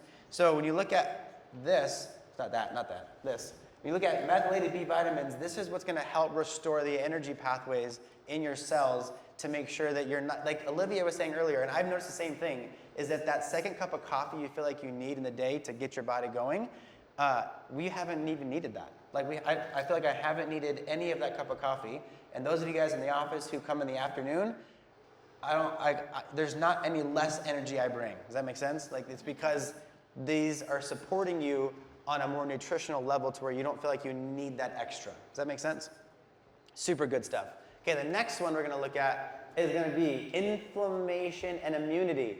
Once again, there's been a widespread thing of everyone getting sick recently, and inflammation right now, they say that 90% of the chronic disease we have in our culture is due to chronic inflammation. So if you go to the next slide here, what's really impressive that they put in this one is it's a fermented vitamin A, D, and K2. And all three of these combined makes an immunity punch in the gut. Like, these are gonna really, really help the immune system become whole. When you put a fermented organic version of these together, that's a really big, add in all in one. I think that we always have to take them separately. And one of the things that he said when he made this was, these 3 bottles will basically be equivalent to like 12 to 15 different supplements that you would have to take. Now it's in 3. That's why it's so compact. Go one more. Collagen is a huge thing. Everyone's buying collagen right now. And what's neat about this one is there's 9 different types of collagen that they put inside this that's going to help with inflammation. And it's going to help with your body's tendons and joints and ligaments. In fact, what's interesting? Do you guys know the #1 cause of stomach bleeding in the US? Ibuprofen. If you go to a bottle of ibuprofen and you have to peel it back sometimes, but if you go to a bottle, do this if you have it, I hope you don't, but if you have one, peel it back. Under the warning label, you'll see stomach bleeding as a warning sign, because what ibuprofen does chronically creates stomach ulcers. It lacerates your stomach lining, and then you create GI bleeding. We're consuming this so much because so much of us have so much inflammation that we're taking things. Here's what I want to quickly tell you. The body's inflammatory process is a God-made process. If I hit my foot or drop something on my foot, God designed my foot to bring inflammation in, new blood in to heal the damage. When we take things like an ibuprofen, you're stopping the process of inflammation. You're stopping the natural process that God designed your body to do, and that's not a good thing. We gotta quit thinking that we know more than God's design. Does that make sense? So when you wanna do something like these herbs that are adaptogens, they're gonna work with the inflammatory process, not stop it, but they're gonna work with your body to help your body through the inflammatory process, which is why this is so effective. Okay, last one. Oh, this is the one. This is the one I've been talking about the most. Digestion and detox. Okay, so when you take a probiotic, the average probiotic takes about 6 hours to begin to work in your system. This here, because of the strains they put in this, takes 45 minutes. Fast acting is really good. Now, go to the next slide here. So, these are a couple things that are big. So B. subtilis, or I'm gonna call it AB22. This is the bacteria that's in this. I'm not gonna go all nerdy on you, but here's what you gotta know. Glyphosate shield. They kept talking about this. Glyphosate shield. Glyphosate is this chemical that gets sprayed over everything like she was mentioning. It's the byproduct of Roundup weed killer that we used to use. That's where they're getting this from, and that's what's getting sprayed over everything. And glyphosate is one of the biggest contributors right now to leaky gut or a damaged microbiome, okay? Because we're consuming so much of it. Now, here's what you have to realize. It says glyphosate shield. What this means is, it's hard to say that you're going to eliminate glyphosate completely. Can't really say that. So can we take something to help your gut be protected from glyphosate? Yes. This is awesome. Go to this next slide. So they did this slide here where this is the normal gut lining. So if you look at the gray line is just the typical gut permeability. How things are flowing in and out of your gut is the gray line, okay? When someone consumes glyphosate, the permeability is the red line, goes way more. More things are going back and forth. Permeability basically is meaning that you have a gut barrier that allows the good stuff to stay in and the bad stuff to stay out. What permeability increase means is it's like putting a bunch of holes inside your gut lining to where all the toxins can flow in and all the good stuff we need is flowing out. Okay? That's what leaky gut means. What this is showing is that your leaky gut permeability goes way high when you consume glyphosate. What the green line is showing is that when you take this supplement, it protects your gut lining from that glyphosate. How cool is that? As an Italian who loves carbs and stuff, that's cool. I love that because that's amazing. The other thing that we talked about on this is, has anybody heard of SIBO? S-I-B-O? SIBO? Okay, I'm going to talk about it in a second. It'll make more sense. Go one more slide. Okay, this is the other one that they were talking about. The breakdown of microplastics. Do you guys know with the amount of plastics that we are around and consume today, what studies are now showing is that 0.5% of our brain is now microplastics. Soak that in for a second. Here's the thing. Even if you do the best you can, go home today and just look at your fridge and your pantry. Everything we consume comes in plastic, right? The raw milk I buy comes in a plastic jug. If I look at the raw nuts I buy, they come in a plastic container. Everything we buy comes in plastic, or everything is lined in some kind of plastic. I just shared this on my social media yesterday, that they found that now the average tea bag that you use when you're drinking a cup of tea, you think you're doing something good, the average tea bag has 1.9 billion micrograms of plastic. This is what I'm saying. When it comes to how much we've been inundated with, there's only so much that we can really avoid. Does that make sense? It doesn't make sense for us to freak out about all the stuff we can't control instead of saying, let me control what I can, and all the stuff that I really can't control. This is why we have amazing things like this that can help break down whatever gets in that was unintentional. Does that make sense?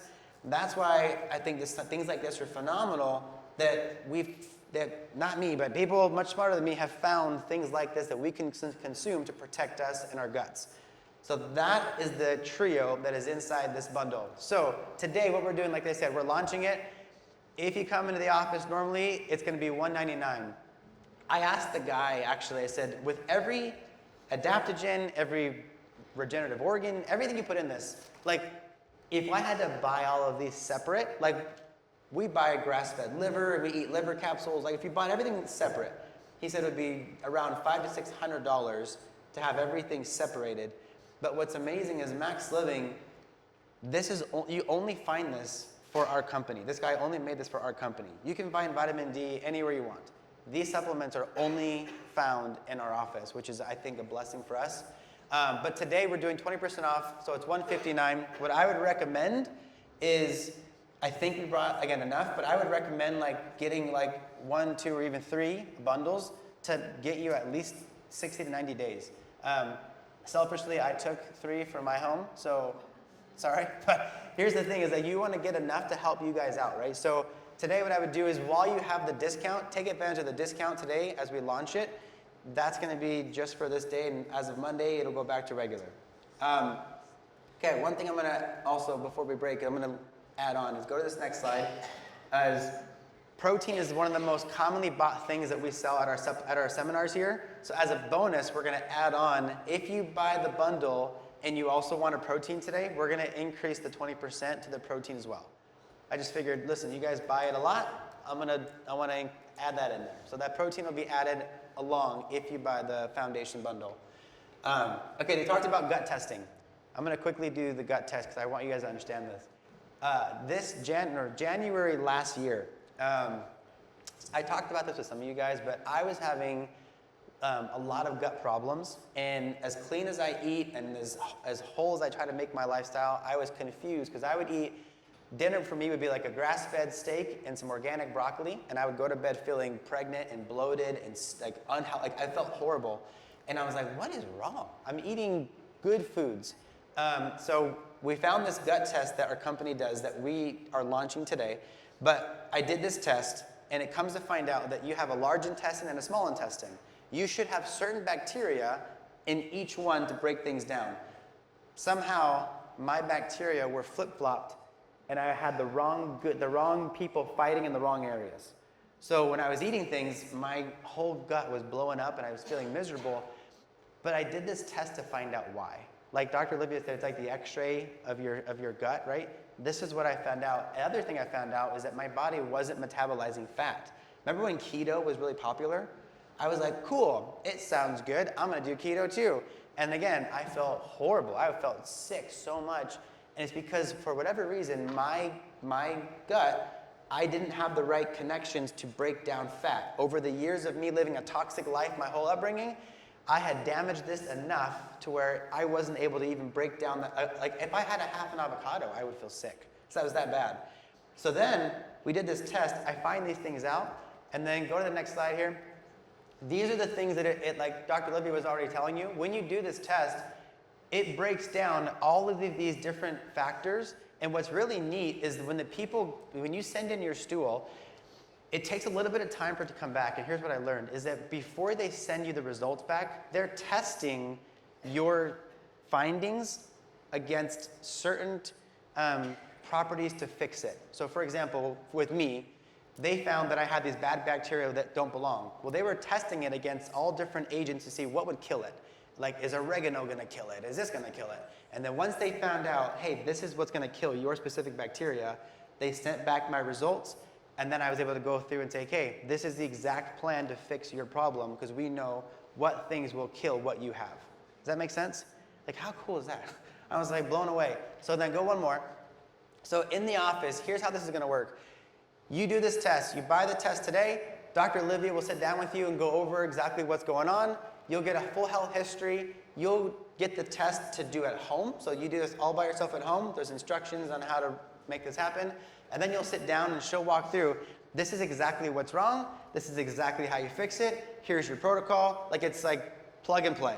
And I can tell you a year later, me being the testimony, I don't ever tell you guys to do stuff that I haven't done on myself. So me being the testimony, I'll tell you guys that this was worth every single penny. And the term that we use a lot is don't guess, test. Like, I spent a lot of money trying to do quicker things that didn't work. Does that make sense? I was like, I don't want to do this. Let me just try this little detox kit at Sprouts, and I tried all this extra stuff, and I wasted probably a year and a bunch of money trying stuff that didn't work versus saying, hey, what's the problem? Fix the problem. So again, does everybody need to do this gut test? No. But I think if you resonate with that story, or if you're somebody who's like, I've been struggling with some stuff that I don't understand, and you're someone who's like, man, I would want a clear answer so I can have a clear path of what to do, you're somebody who I would say this would be a good test for you. Does that make sense? So what we're launching it today is that whole thing is going to be for that discounted rate of $494. Now, since we're doing these are both new things, the last thing I'm going to share is this. Today, if you buy both, we're going to do an extra discount on top of that. So if you buy the Foundation 3 bundle and you buy your gut test, we're gonna discount it even further, so both of them would be just $5.99 today, okay? Because the idea is this, does everybody need all of this? I don't think so. I think everybody would benefit from this significantly. I think that if you're someone who is struggling with your gut health and you want clear answers, I think you would benefit from the test, right? And then we'll help you walk through some answers. But for somebody who, again, me doing it, to be able to have both and to be on a straight path of knowing like, yes, I'm protecting myself and I'm gonna figure out some solutions. If that's you, I wanna honor you and bless you for being here today. So you're gonna get the extra discount on top of that. Does that make sense? Good on that part? Okay. I was walking into work and my feet slipped and I did one of these slippy slidey and you hope nobody sees you. My right foot hit the door, my face almost hit the door, and I remember laughing thinking, oh my God, I don't want to break my nose. Don't knock out your teeth. Didn't realize I was hurt. My office was upstairs, walked up the staircase, sat down at the desk. When I sat down, I couldn't breathe. It literally took my breath away. I couldn't move. I didn't know what to do. I texted my fiance and said, I think I really hurt myself. They immediately took me to the chiropractor. Chiropractor gave me an adjustment. Didn't do x-rays first. Didn't kind of asked. I had seen him for years, so he was kind of familiar with my back and how it worked. Ended up getting chiropractic treatment, was referred to an orthopedic surgeon. Orthopedic surgeon sent me for MRIs. I went for physical therapy. I had nerve stimulation tests. I had all kinds of tests. Everybody just wanted to push drugs, more medication. So the medication they put me on, I was supposed to take 3 times a day, and I would take it 1 time a day at night, and it would knock me out for at least 12 hours. So had I taken it like I was supposed to, I would have slept my entire days away. The pain was so bad though, I used to be nervous, did I want to get in the car? If I got in the car, could I get out of the car? What if I'm alone? Am I gonna get stuck? So I literally spent a lot of time home. The pain was bad enough that I was bedridden. My pain started getting worse. I wasn't getting relief. The orthopedic surgeon said he could do nothing for me. My employer terminated my employment March 3rd. So I was on workers' compensation, getting half of my pay, but my bills didn't change. When I came out here, I've seen several doctors. I've gone to pain clinics. I've had injections, more pills, no relief. Nobody found the root cause. One night I was surfing through Facebook, saw Dr. Mike's video, and I said, well, you know, that looks really interesting. It spoke to me. So I got online, started typing in my info, set an appointment, and I went, had my x-rays done, had the adjustment. When we went over the x-ray, Dr. Mike looked me dead in the face and said, I can help you. When so many told me there's nothing we can do. And he has truly stood by that. After the first adjustment, I can't tell you the relief that I have had.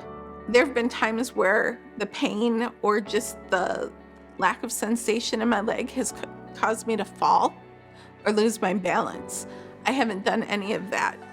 I've realized now that when I get up off the couch or out of bed, I'm not doing the ugh noise. You know, like it's an effort to get up. I'm getting up easily, freely. I'm not scared to get in the car or get out of the car. And I feel like I truly had my life back. And he genuinely, and the staff there all genuinely care about me. And they found the root cause. He looked at my x-rays, they looked at my nerve pain, and everything showed exactly why I'm feeling my feelings.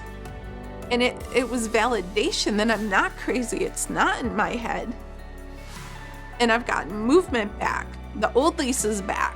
My sense of excitement for life is back. It's amazing. I can't even describe it. I wouldn't hesitate. I tell everybody, I sing Dr. Mike's praises to everybody that I know that has had the same issue where everybody has said, we can't help you. There is help. There's hope.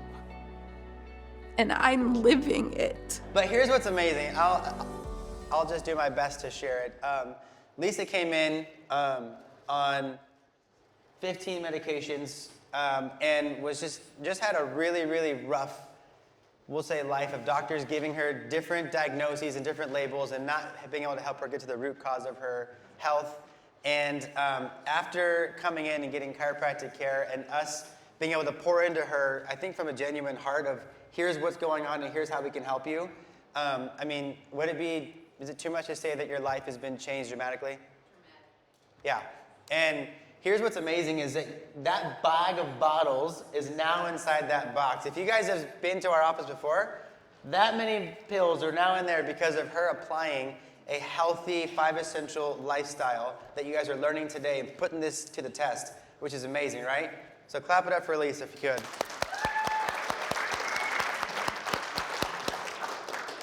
Okay, we're going to start off the second half with chiropractic care.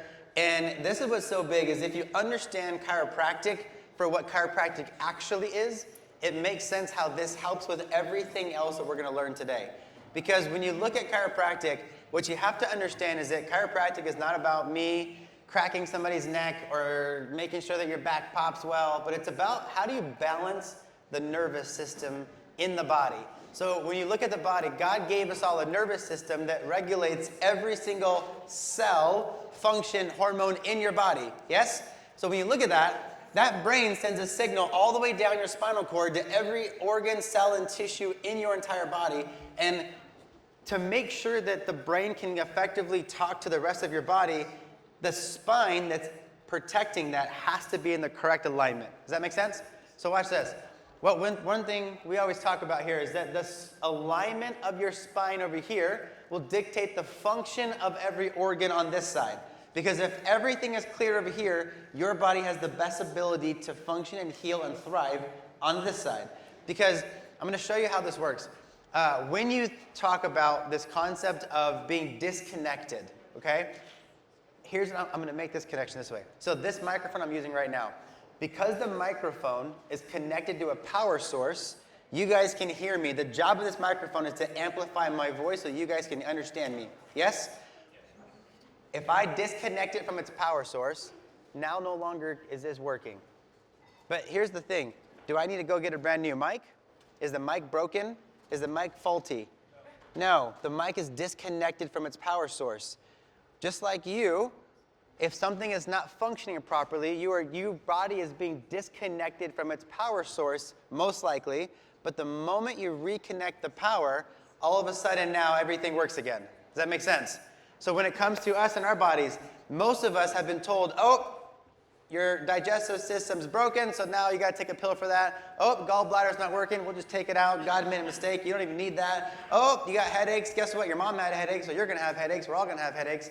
And you get told all these lies that go all the way down when it comes to your health versus saying, hey, maybe I just need to make sure that my power source is connected, communicating to the rest of my body the way that I was created.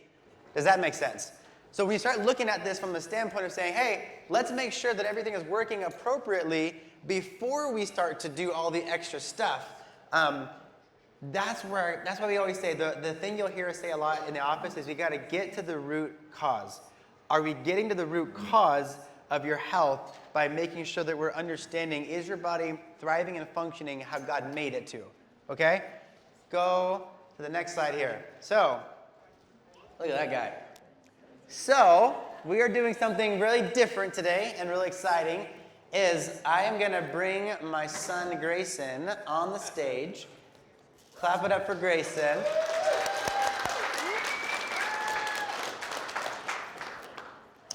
So a lot of you guys ask sometimes if you're a current patient, you might be thinking sometimes, man, I lay down, they adjust me. I wonder what they're thinking when they're adjusting me. Why are they doing that? Why do they do this? If you're a new person here, if you have an orange folder and you're not a patient in the office, you're probably like, why are kids getting adjusted? Do kids get adjusted? Can a baby get adjusted? Like, you probably have lots of questions. So what Dr. Alanna's doing now, she's evaluating Grayson's spine. You're going to get to watch an adjustment live of a kid. So what she does, she's checking his hips, checking his spine to make sure everything's in alignment. And if she finds a segment in his lower back that's rotated where it doesn't belong, there's a gentle adjustment that's done to make sure that that bone gets put back in place. So now his nervous system is now firing and functioning in his low back like it's supposed to. Then she's going to look up and make sure that the spinal bones in his neck are where they belong. So one of the things we have in the office is called an arthrostim. An arthrostim is a tool we use to do the adjustment, and we can use this to actually put the bones back in alignment. And with kids, or sometimes people who don't like the manual adjusting, we can use a tool like this to basically do a gentle, very specific, same approach. Now what she's doing right there, very important, because if you look on that blue poster, sorry it's way over there, but on the blue poster, here's what's really cool. On the blue poster it says that the neck should have a 45-degree curve just like that. Can you see that? That 45-degree arc, we call that God's normal. When you were created, the spine needs to have these curvatures to function properly. And Grayson's been getting adjusted since he was 30 minutes old. And if you look on the left over there, that's his x-ray. That is perfect healing and functioning. I'll be honest, when I took the x-ray, I was like this, please God. But when you look at it, here's what's really cool, is that because we take x-rays in the office, going back to like the gut test, we test, we don't guess. So when he's getting adjusted, here's what's neat. At 5 years old, just so you guys are aware, at 5 years old, Grayson has never been to a doctor. He's never had an ear infection. He's never had an antibiotic. He's never had a vaccine. He's never had a Tylenol. He's never had a drug ever in his body. And obviously you know my backstory. It's not because we have good genetics. It's because that little boy has 100% of his brain communicating to his body to allow his body to adapt to the surrounding environmental stressors exactly how God made him. Does that make sense? This is why if you are someone here today who has an orange folder and you're not a current patient, this might be the missing link for a lot of people. It's like, man, if you don't know, is my brain fully sending the right messages to my body? I don't know. This is why we x-ray. So go one more picture here.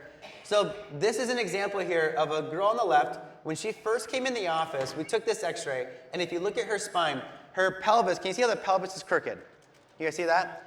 So this is an x-ray of her lower back looking at the spine this way. Your hips should be level, and your spine should be straight. But if you look over there, you can see that her hips are crooked, and her spine is now bending.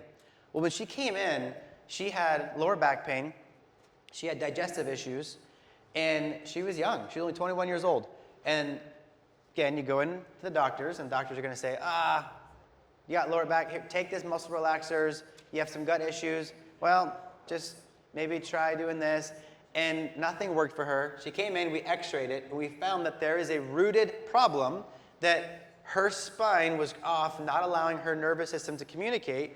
So all of a sudden, we put a plan in place. And we said, okay, let's actually fix it. If something's wrong, let's put it back into alignment to allow your body to work well. So she starts getting adjusted. We start doing her home exercises. We start laying out a plan for her to get this corrected.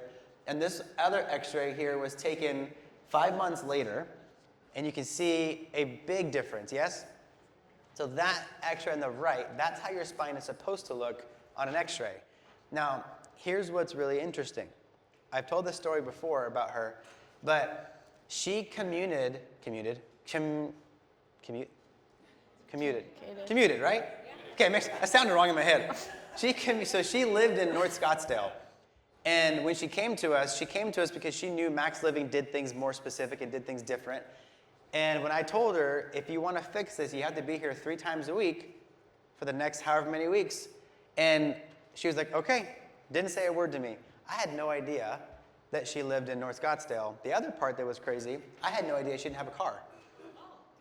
What I found out after I took this picture on the right, after the 5 months was over, I said, hey, congratulations, I'm proud of you, your body's healed. She's like, I feel great. And she said, man, it was really worth all of the work. And I go, yes, it was. She's like, no, you don't understand. She's like, I Ubered to your office 3 days a week. I paid for not only the care that you gave me, but I paid for Ubers and Lyfts to get to your clinic. And there was some nights where we would adjust her, and then she would kind of hang out after, and I thought she just really liked the office. I didn't realize that she was waiting for her Uber. And she would Uber to and from the office from North Scottsdale 3 days a week. And when you start looking at this, I remember, like, it made me emotional to think, like, that's commitment. Does that make sense? And I know when I first learned about chiropractic care, I was in school, and the only person that did this kind of chiropractic care was 45 minutes away. And Dr. Alanna and I used to drive after school 45 minutes to go get adjusted at this office, and 45 minutes back, and then do our studying. And you start looking at the end of the day, here's the thing. Wherever your health is, if you want it to change bad enough, you're going to do whatever it takes to make it better. Does that make sense? Because here's what happens. We got to get away from the easy, the quick thing. It's like, this girl was 23 years old. I remember it rocked me of what it took to make sure that she got the results that she wanted to get. So that's amazing. Now, if you're sitting here thinking, okay, well, how do I know if this is me or if it's not me? Do I need this? Do I not need this? Here's some warning signs that you could see. So if you see certain things on here that you can relate to, here's what I'm going to encourage you to think about. There's a difference between common and normal. Would it be fair for me to say that all of the stuff on there is common in today's culture? Is that fair? Would it also be accurate to say that that is not normal? That anything you see on that list is a check engine light telling you that something is not functioning correctly in your body and needs to be addressed. And the moment we start downplaying it and we say, but everybody has digestive issues. All babies are kind of colicky. That's kind of a thing, right? Like, all babies have reflux. Oh man, I got neck pain. Well, everybody has neck pain. I'm going to tell you it's not. So if you're someone here with a with an orange folder and you're like, I got some of that stuff, here's what you have to realize, that that's not how you were created to be, that there's something going on that if your car came up with your like oil light on and you said, oh, lots of cars have oil lights, I'm just going to keep going, it's okay. Eventually bad things happen, yes? With your body, when we don't listen, eventually bad things happen if we don't step in. So, current patients, this is why you show up weekly. And this is why you make your visits, because we are preventing and working through some of these things that are the norm. If you're new here, I encourage you guys, everything you've seen today, like if you're new, you probably wonder, why are all these people showing up on a weekend to do this, right? There's something deeper going on when you say, I'm going to take 100% responsibility for my health and everything around it. And this is, again, a piece that I feel like a lot of people miss, is I'm checking the box on all the stuff. And if that's somebody here who you're like, I'm checking the boxes on all the things, but I just haven't tried chiropractic, I would encourage you to go and see our team today and make an appointment to see if it's that next thing, right? Go one more slide. And this is what we're looking for. So when Dr. Alanna was checking Grayson, what she's checking for is this thing called subluxation, which is that misalignment in the spine that's cutting off the flow. It's cutting off the brain communicating to your body. So whenever we have chronic inflammation, whenever we have digestive functions not working, whenever we have all these pieces that aren't working like they're supposed to work, you gotta ask yourself, is the power being cut off somewhere? And that's the analogy of what subluxation is. Those of you guys in your folder, you probably have I think you guys all have a chart that's like the nervous system chart, right? So if you have that nervous system chart, I would pull that out and I would look at that chart. And that chart is gonna show you, if I have power being blocked in a certain part of my spine, what are certain side effects that I could experience from that, right? So I want you to take a minute, pull that out. If you're a guest, there should also be a symptom survey for you. What I would encourage you is pull out the symptom survey if you're a guest. And actually, this was powerful for me too when I first did this. I would actually circle the things that you have on there that resonate with you, that you're like, maybe I do have this. Maybe I do have that. And like I said, common is not normal. So just because you have headaches, don't not circle it because you think lots of people have headaches, right? I want to take a minute and circle the things or check the things that you believe or you know that you have. And it becomes way more real when I did this with a patient in the office where they fill out the paperwork. And afterward, we looked at the form and she had almost the whole entire thing checked off. And she's like, I never realized it was that bad until I started going through the boxes. She's like, I got a lot of boxes. I was like, yeah, we got to start getting rid of some of these boxes. So here's what happens. Once you figure out here's what's going on, And now we want to take that and turn it into action. When you come in the office, we do something called the nerve scan. So again, specificity is key. So now take this and put it into action. How do we take everything we just figured out and then find out for you specifically what's not right?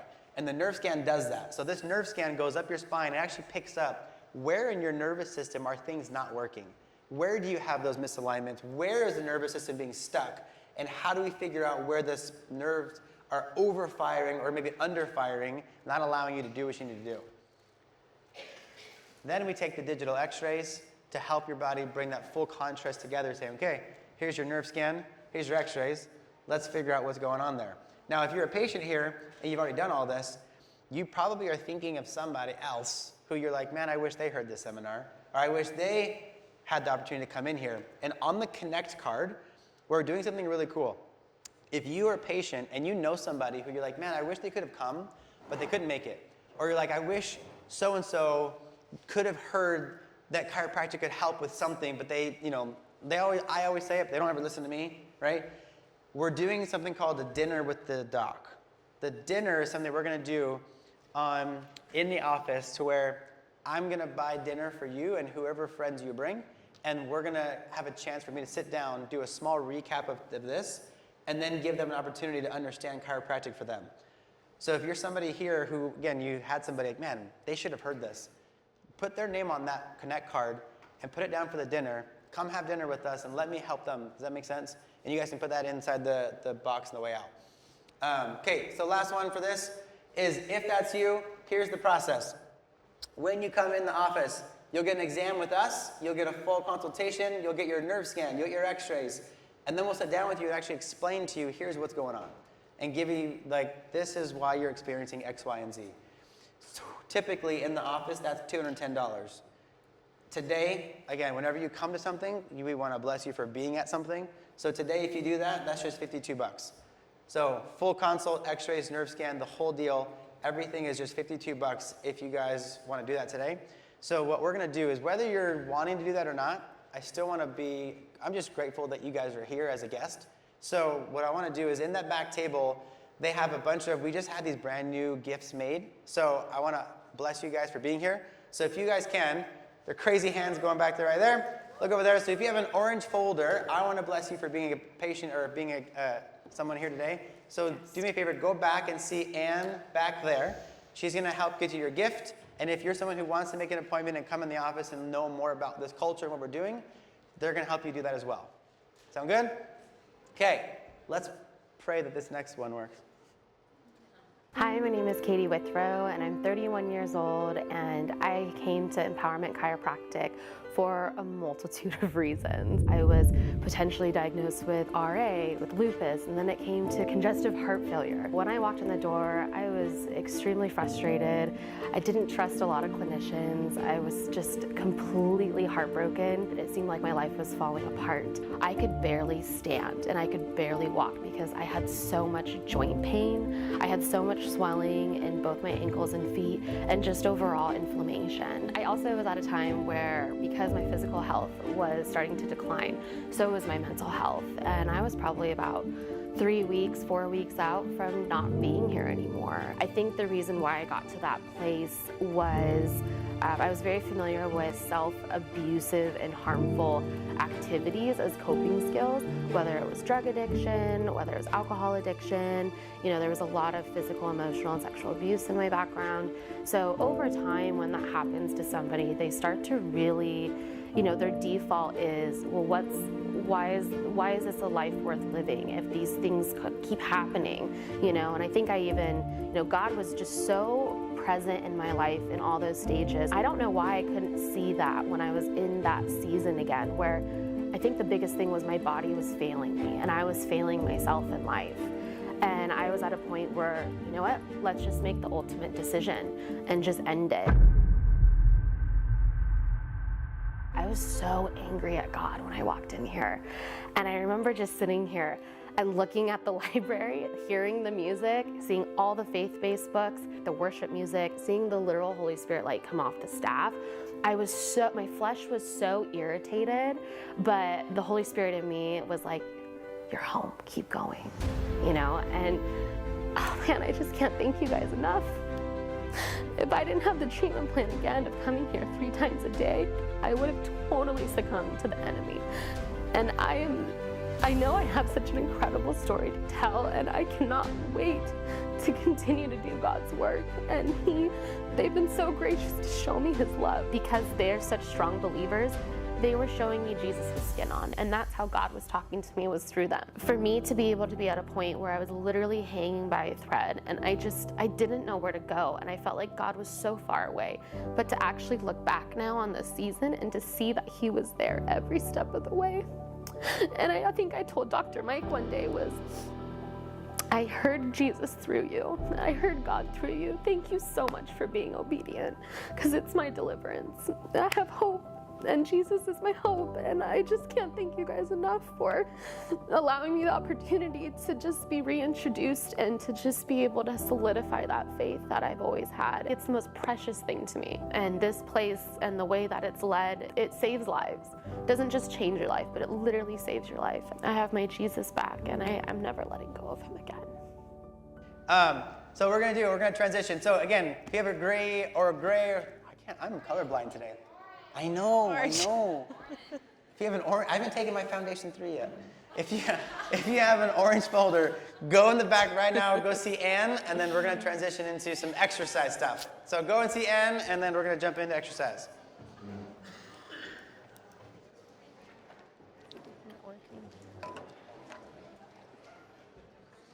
Okay, so while they're going back, here's what you guys are gonna do. We're gonna make you guys move your bodies. So, if you are here and you're in your seats, you're gonna get your tushies up for a second, and we're gonna move our bodies. So, here's what we're gonna do. We're gonna do 1 minute of movement. Do you guys have 1 minute in you? Yes? 1 minute?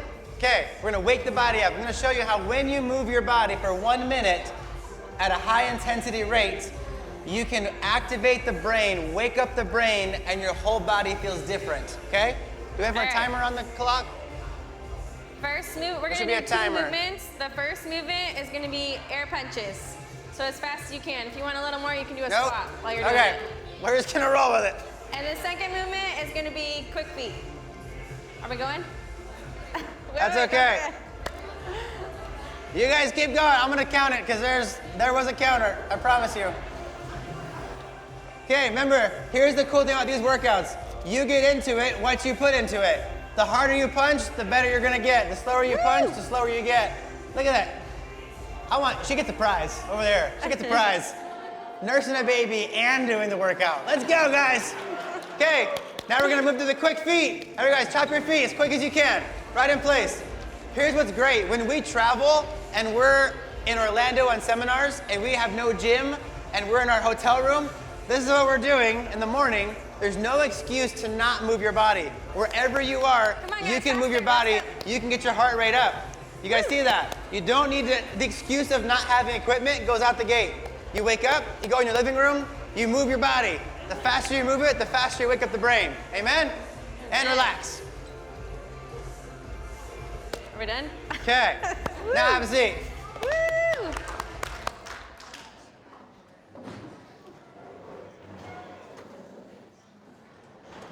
I love that last exercise. It's like you just feel the fat melting off your body.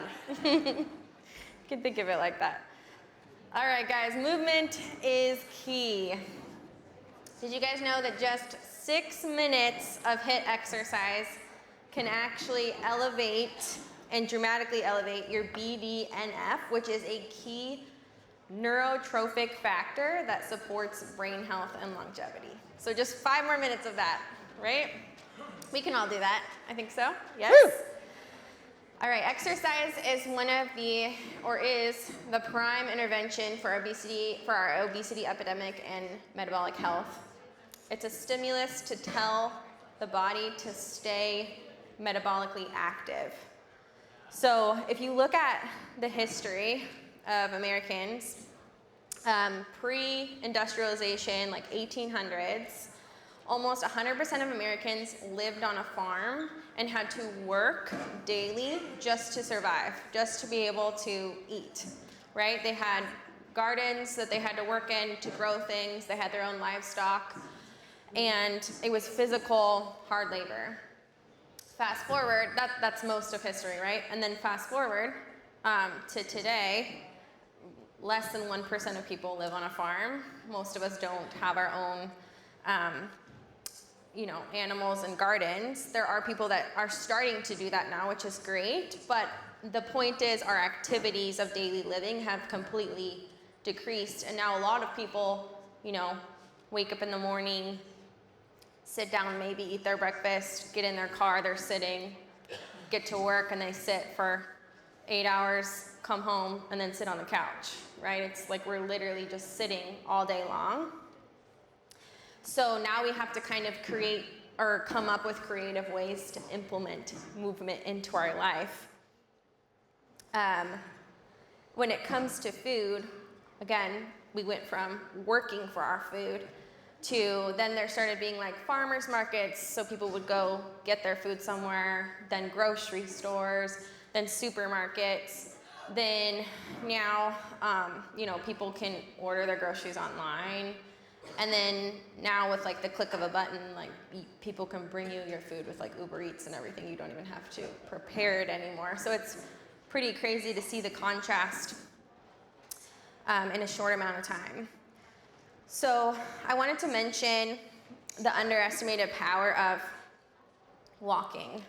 So if walking were a pill, it would be the most impactful pill that we have in modern medicine. There was a study done recently in JAMA where a group of 6,000 participants were followed for 10 years. And the people that simply walked 7,000 steps or more per day had a 70% lower risk of all-cause mortality. That's huge. Just walking 7,000 steps or more per day. This has also been shown in many other studies, but it's shown to reduce our risk by 50% of Alzheimer's, dementia, obesity, type 2 diabetes, depression, cancer, and gastric reflux. Pretty incredible. So again, it's not about the steps, because I think we can get a little bit caught up in that. It's about the movement and about how muscle contraction is medicine for our bodies. When we contract our muscles, even in a very low-grade way, it's very, very impactful for our health. So just one thing that you can do starting now when you get home, after every meal, move your body. So this will completely change the way your glucose sensitivity, the way that your body functions, to either take a short walk after a meal or have, a dance party in the kitchen. That's what me and the kids try to do after lunch, right? Just move our bodies instead of sitting on the couch and watching TV or something where we're not moving. Just 10 minutes after each meal can make a huge, huge difference. And this is something that everyone should strive to do because the clinical data has shown this time and time again. So I'm gonna go over some basic requirements for movement. These are just 3. So I think one of the biggest misconceptions is that exercise is complicated. And that's one of the reasons why people choose not to do it, but it's really not. Like, the solution is very simple, just moving your body. One of the biggest bang for your buck as far as working out is resistance training. Like Dr. Mike was saying, resistance training builds lean muscle, and that's going to boost your metabolism and your BMR. So doing that 3 times a week should be like a minimum requirement or basic requirement for everybody. Second one, I put 75 minutes of strenuous activity or 150 minutes of moderate activity. So that's like the HIIT training that we just did before this, moving your body. The key is to get your heart rate up. And then also like just going for walks, moving your body constantly throughout the day, I think is really big. One thing I wanted to point out, a lot of people maybe do an hour workout in the morning and they check that off the list, which is great. That's super healthy for their body. But then they go to work and they literally sit all day. And so like we want to try to get as much continuous movement into our life as much as possible. So if you can take breaks, if you do have like a 9-to-5 job where you have to sit, taking as many breaks as possible and just getting up, doing some air squats, moving your body, even moving your legs, like doing calf raises under your desk, that is movement, that is medicine for your body. So looking at it that way. And then the last one, getting at least 7,000 steps a day. 80% of Americans, this is not a shock, but 80% of Americans are not meeting these basic guidelines. 20% of Americans don't get any physical activity at all. And the average American is only getting like 3,000 to 4,000 steps a day, which is half of what we should be. So we're not even close to reaching these basic recommendations that I believe are pretty reasonable. So if that's you, this is definitely something like you need to make sure that you're involved in the challenge so that we can help you and give you that accountability to move your body. Next slide, please. So again, I want to talk a little bit about strength training because it is so important. It's going to help you build lean muscle, like I was saying, and the more lean muscle you have, the greater your metabolic engine is, the hotter your metabolic engine is. So the easier you burn fat and calories, which who doesn't want that, right? Strength training also has a lot of other benefits, like helping increase your bone density. So it can help to prevent or actually even reverse if you have osteoporosis or osteopenia. So it's super good for you. And then we put a picture of Grayson in here because we like to work out with our kids and teach them at a very young age that working out is just something that we do and that it's fun and that we can do as a family together. So don't let your kids be an excuse to not get out there and work out. Can I add something really quick? A thing that I hear a lot is like, oh, I haven't been working out because of my kids. It's hard to work out when I have kids. It's hard to work out when I have the grandkids with me, whatever that is. Can I switch the thinking for you guys and say that because you have kids, you have to work out? Because you have grandkids, you have to work out. It's like, because I have those kids, that's why I don't miss a workout, is that I want to be able to move forever with those children. Does that make sense? And sometimes we think the mindset sometimes like, well, I've worked all day, I've already moved a lot, I don't really have time to do the extra stuff. And I'm gonna encourage you to change the thought process to, because you have a family, it's not a if or a should, it's like you have to. Does that make sense? That you have to do it. Yeah, great point. Okay, next I want to get into toxins. All right, so toxins and your metabolism. So we already talked a little about toxins that are found in our food supply. I want to talk about toxins that are found in our home. So there are some toxic exposures that we can't control, right? And like Dr. Mike said, let's not worry about the things we can't control and focus on the things that we can. So things that, like when we walk outside here, the exhaust from cars, those kind of things, like we are breathing that in. Those are things that we can't control. But there are a lot of toxins that we can control, and it is essential for us to pay attention to these. Otherwise, it poisons us and basically slowly kills us over time if we're not aware of it. So we need to educate ourselves in this area. So next slide, I want to talk about one specific toxin. They are actually called obesogens. So when it comes to weight loss, there's other factors besides exercise or nutrition that play a significant role in someone's ability to lose weight, and toxins is one of them. And this is the one that's overlooked the most. So obesogens are a type of endocrine disruptor, meaning they disrupt your hormones. And it interferes with normal lipid metabolism and hormone function, ultimately promoting weight gain. These harmful chemicals can be found in common items such as storage containers, toys, cosmetics, canned goods, literally everything that we come in contact with every day. So these exposures to obesogens can disrupt our body's natural metabolic process and make it very difficult for us to lose weight and maintain a healthy balance. Because our bodies are so incredible that what it does when it comes in contact with a toxin is it tries to protect us. So it surrounds that toxin with fat cells. And then the body has a hard time letting go of those fat cells because it's trying to protect us from the toxins that it's holding on to. Does that make sense? So that's why toxins can be such a big deal. If somebody's doing all the right things, they're eating well, they're exercising, and they're not losing weight, this is typically the area that we look at. So some things you can do, some things you can start doing today that will drastically exchange your toxic exposure. Start replacing items in your house that you are using every day. So anything from like hand soaps to laundry detergent, body wash, deodorant, toothpaste, pots and pans you're using, plastic food containers that you're using to store your food in, all of those things that contain these microplastics or toxins that are poisoning us. So just start replacing those things like one at a time. We, again, even still go through our house and like find stuff and we're like, oh, we need to get rid of this. How did this end up in our house, right? Just constantly looking at that and making sure that we're staying on top of that.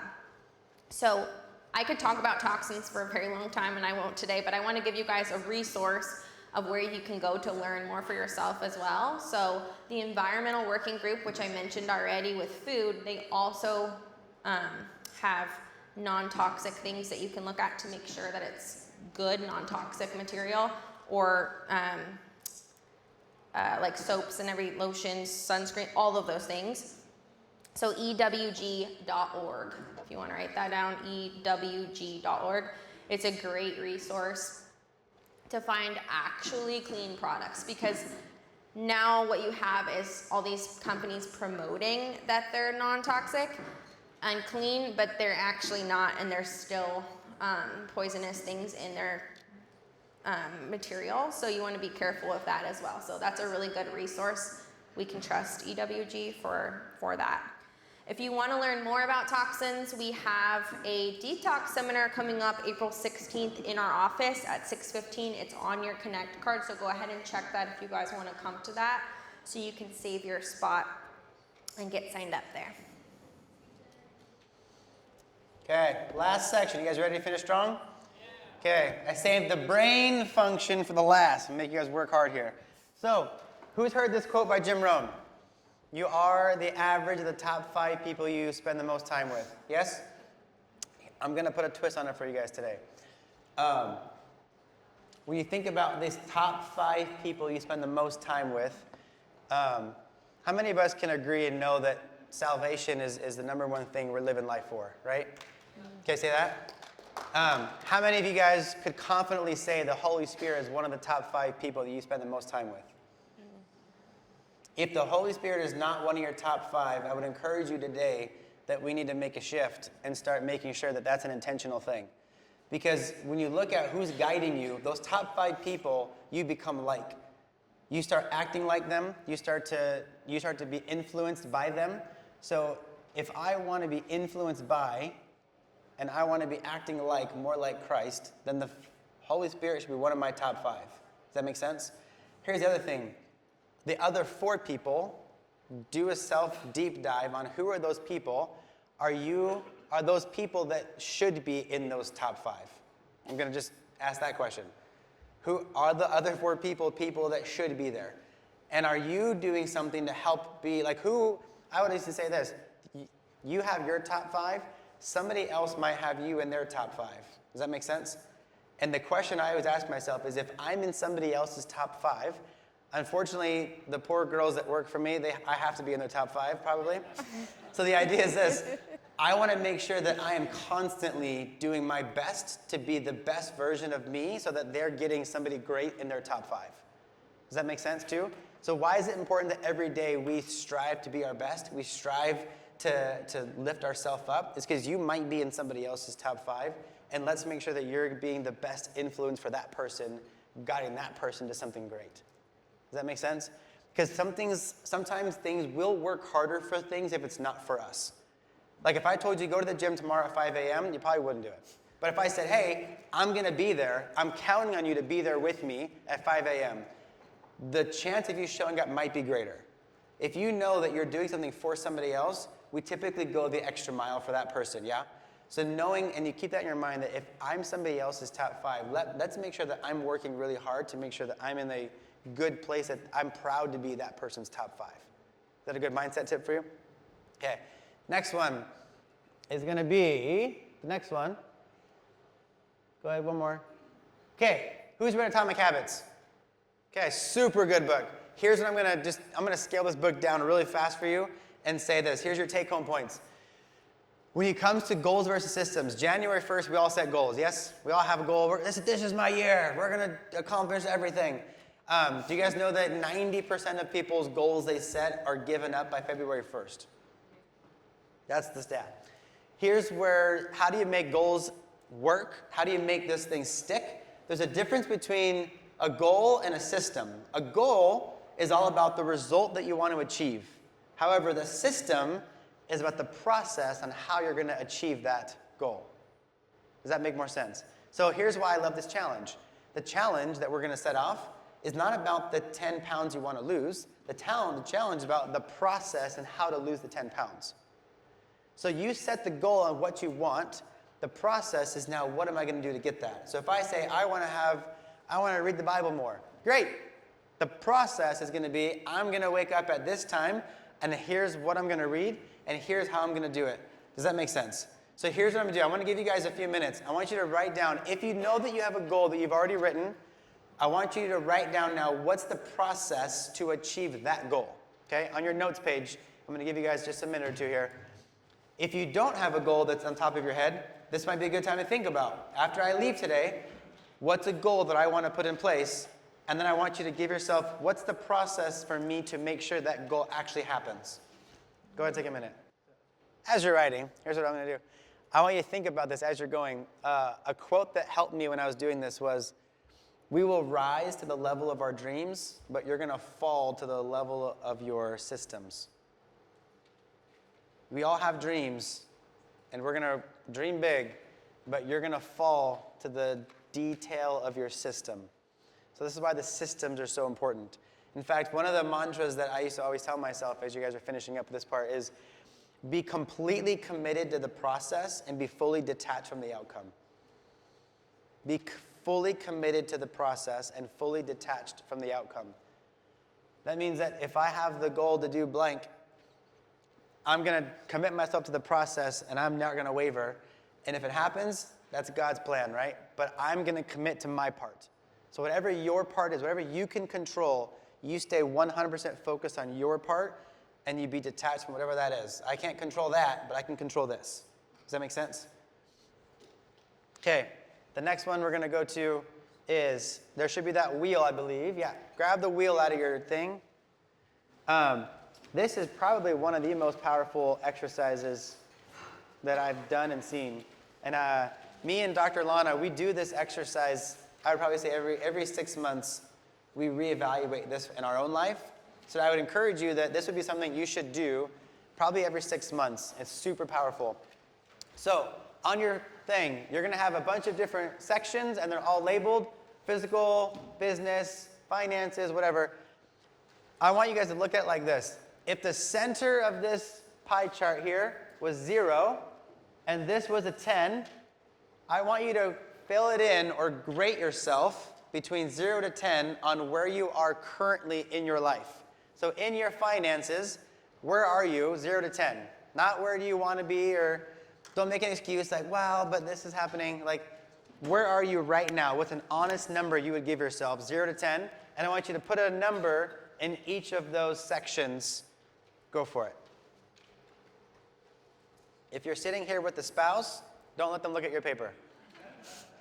Don't talk to your spouse during this section. This is on your own. So as you guys are finishing that up, here's how this works. As you're going through, did anybody fill this out and have like kind of a gut moment of like, oh man, I didn't realize I was there? Anybody? Okay, when I fill this out, a lot of times I think that I'm in a certain place, but if I'm honest with myself, it's a wake-up call for me to be like, oh, things have gotten out of order in my life, yeah? Here's a couple mindset tips I'm gonna give you for this drill. The goal of this circle is not to have a perfect 10 out of 10 in every area of life. I don't think that's like feasible to say that, yes? I think that the question I would ask yourself is, whatever you rated yourself, does this align with the current season of life that you're in? Here's why I'm going to say that. When we had our last kid, Jameson, right? Our third baby, he was a baby. I had the office, I had the baby, I had 2 other kids. Recreation and hanging out with friends was at an all-time low. But at the season of life I'm in, my responsibility was to be home with my family and to help that baby and help my wife. Does that make sense? So I was like, I'm okay with that being lower in that season because of where I was. So as you're going through and you're filling this out, the question you want to ask yourself is this okay with where I am? Now, if there's points in here where it's not okay, this is where you have to now focus on what needs to change. And here's why this is important, is when you look at this wheel, most of us, when we're setting goals for our life for the rest of this year, what I want you to think about is at the end of 2025, how can we look back and be proud of what just happened? Most of us at the end of the year, we go, wow, they just flew by. I don't even know what happened. How do we turn back and say, yep, this was a successful year. One more year, thank you. Well, when you look at this, what we typically like to do is we like to set goals on things that we like. We like to set goals on stuff we're good at. We don't like to set goals on the stuff that we're not good at. We don't like to look at the things that we're bad at, we'll say that are low in our life. Does that make sense? The stuff that needs your attention, this is what this brings light to. This is what unveils some truth on, hey, this area of your life needs more attention. And here's why I said don't do it with your spouse. If your spouse is not here today, go home and make them do it without you looking. Here's why. When we fill this out, the first time we filled this out, this is me being very vulnerable because I love you guys. We first filled this out, the number that I gave marriage and the number she gave marriage is not the same number. So what I thought life was great, what she thought was not so great. And this was a very powerful moment for us to be like, hey, we need to take a step back and let's make sure this is good. Does that make sense? So when you start looking at this as a spouse and you look at our lives, hey, are we on the same page? Are we on the same page with where our lives are right now and what we're both going after together? And if it's not, this is a really good moment for you as a couple now to put this in together. Does that make sense? This is why that's very important. Now, as you're going through this thing, and the thing I would encourage you to do is once you figure out, hey, cool, where are the things that need my attention, that's the part you pick, and now you say, great, what's the system now I need to develop for that? And then you go back and say, are there people that I should have in my life that are going to help me with that? Do you see how now we're going backwards and it's all coming together? So now you ask yourself, do I need a community of people around me to help me with this? And what's my system to help me make this work? How am I going to make sure this is successful, it's going to actually happen? Because what happens if you don't do all of these things together, this is how we set the goal, and then in 2 weeks you forgot all about the goal because it's not important anymore. So you need someone that's going to keep you accountable. You need someone that's going to help you stay the line. Like I have people in my life that I have verbalized, here's what I'm going to commit to, and then every other day, hey Mike, how's that going? I have accountability, right? So that's important. This next one we're going to do is something, you may or may not have tried this before, but it's called the inversion theory. Now, you all set a goal. You all have a system. Here's what I'm going to encourage you to think about with the inversion theory. What does guaranteed failure look like? So we all just wrote down, what does guaranteed success look like? Yes? We know what it looks like to win. I want you to think about, what would guarantee me to fail? And I want you to write down, what is something that you know would guarantee me to not accomplish the goal? That it would guarantee me to fall on my face? What are those things? Write that down for a second. Give some examples. We should give some examples. I know. Yeah, it's good. Time or money. Yeah. If you're having a hard time with this part, you can keep playing it, but if you're having a hard time with this, I would think about like, if I know I'm gonna go to the gym and my goal is to go to the gym at 5 a.m., well, guaranteed failure would be to not have a good nighttime routine and getting to bed on time. If I don't have enough sleep, I'm guaranteeing myself to fail and not wake up on time. Does that make sense? So it would guarantee me to not do the thing I'm gonna do.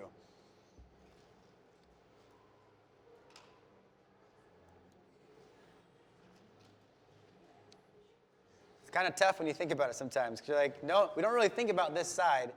And as you guys are doing this, here's why I want you to think about it. It's because this is the thing that's going to creep up and make you not succeed, but we don't see it coming.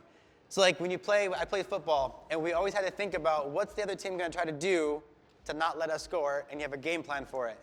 You got to have a game plan for how to overcome the things that you don't even see coming, right? So if I have a game plan to eat clean and take out processed foods, what's going to guarantee me to fail? To not meal prep, to not go to the grocery store on Sunday, and to not pre-make my meals. Well, now if I don't have pre-made meals, I'm going to go grab whatever's quick and easy. Do you see how that's going to guarantee me to not be successful? So whatever the thing is, what would that be? And here's how you put this together. Whatever that thing is, the thing is, you just flip it. So if you know that guaranteed failure is not meal prepping, then what's a must for you? Meal prepping. It's a double yellow line, we call it. It has to happen, right? If I know guaranteed failure for my marriage is to skip date night, guess what never gets skipped? See what I'm saying? You figure out what is the thing and how do I make sure that I do not do that thing. So you have the system of what you were going to do, and then you have your this is what has to happen. No matter what, this cannot not happen. Does that make sense? Okay. Turn me back on. I'm yelling my voice over here. All right. Before this next one comes up, the thing we're gonna finish off on is usually people start with they call it their big why, right? Most of you guys have heard either me say it or you've done this before where you've talked about your big why. What I want you guys to think about is when you think about your why, Simon Sinek wrote a book called Start With Why. And you know that everything you do is rooted in the why behind you do it, okay? The why for me has changed over the years. And currently, I wake up every day and I want to work hard for my wife. I want to work hard for my kids to be a good example. I want to work hard for all of you to be a good leader. The why that got me started on this whole path, you guys heard me tell the story of my dad. You've heard me say it. Never before have I gotten open with you guys about it. It's hard to bring up. But when somebody says, Dr. Mike, why is it that you're so passionate to never skip your workouts, and you're so passionate now to eat what you eat, and you're so passionate to do what you do? Go ahead, Sarah. This is why. This is a picture of my dad.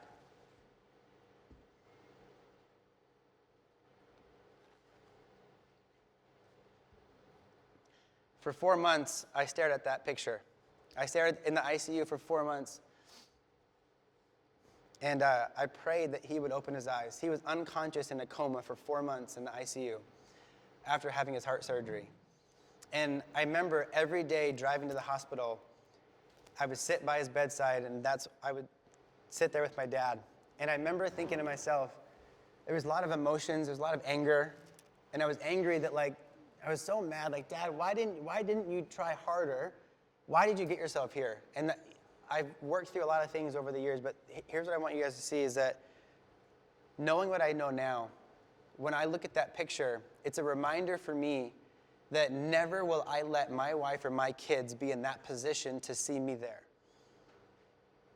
I will do everything in my power possible to make sure I can control what I can control so that they don't have to sit there and look at that. I look at those children over there and I think, I want to be everything that God made me to be for them. And I want them to be everything God made them to be.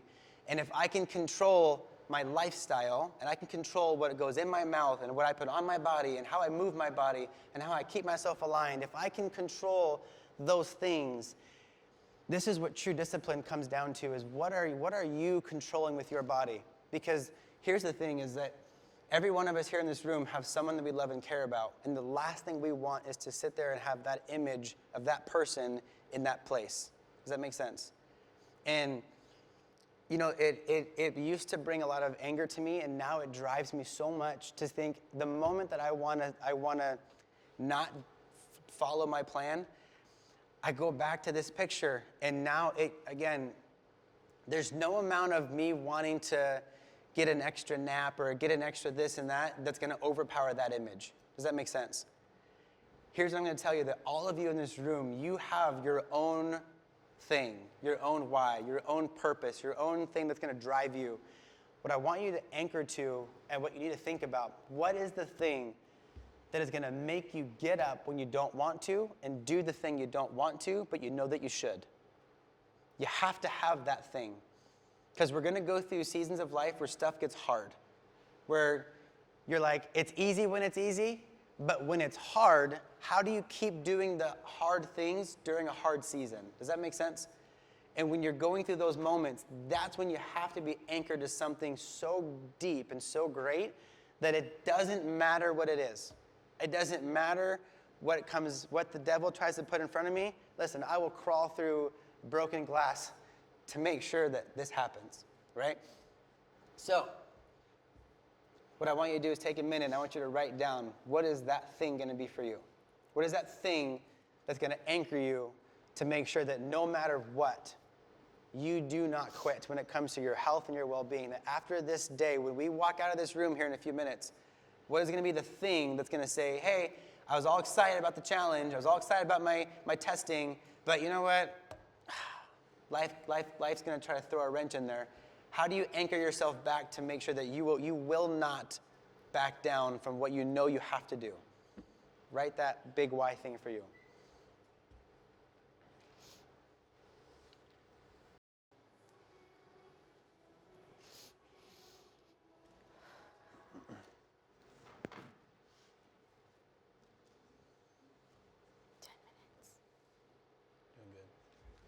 That's the last slide. Nice.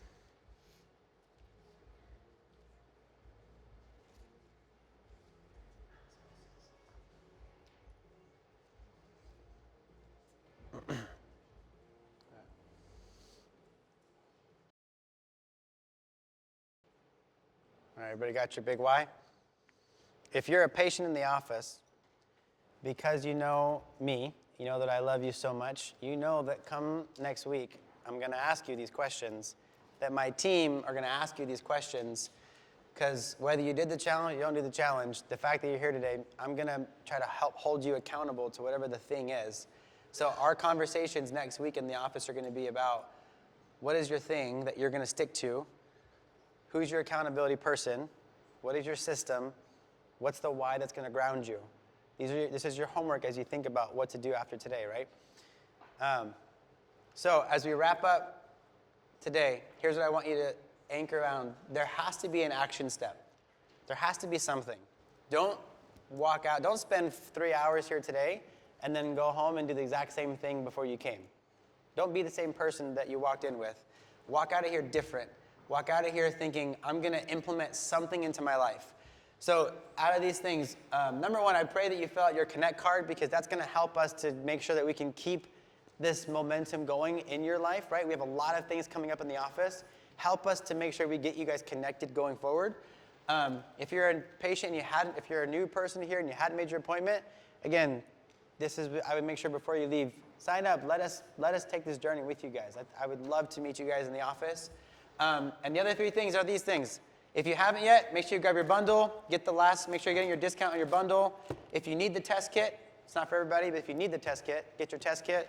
And then let's make sure that last chance to get signed up for the challenge and say, hey, 30 days from now, how do we make sure that there is not one single excuse that's going to hold us back from stepping into something greater and being all that we are called to be? Amen? Hey, God bless you guys. Thank you so much for coming. Thank you, guys.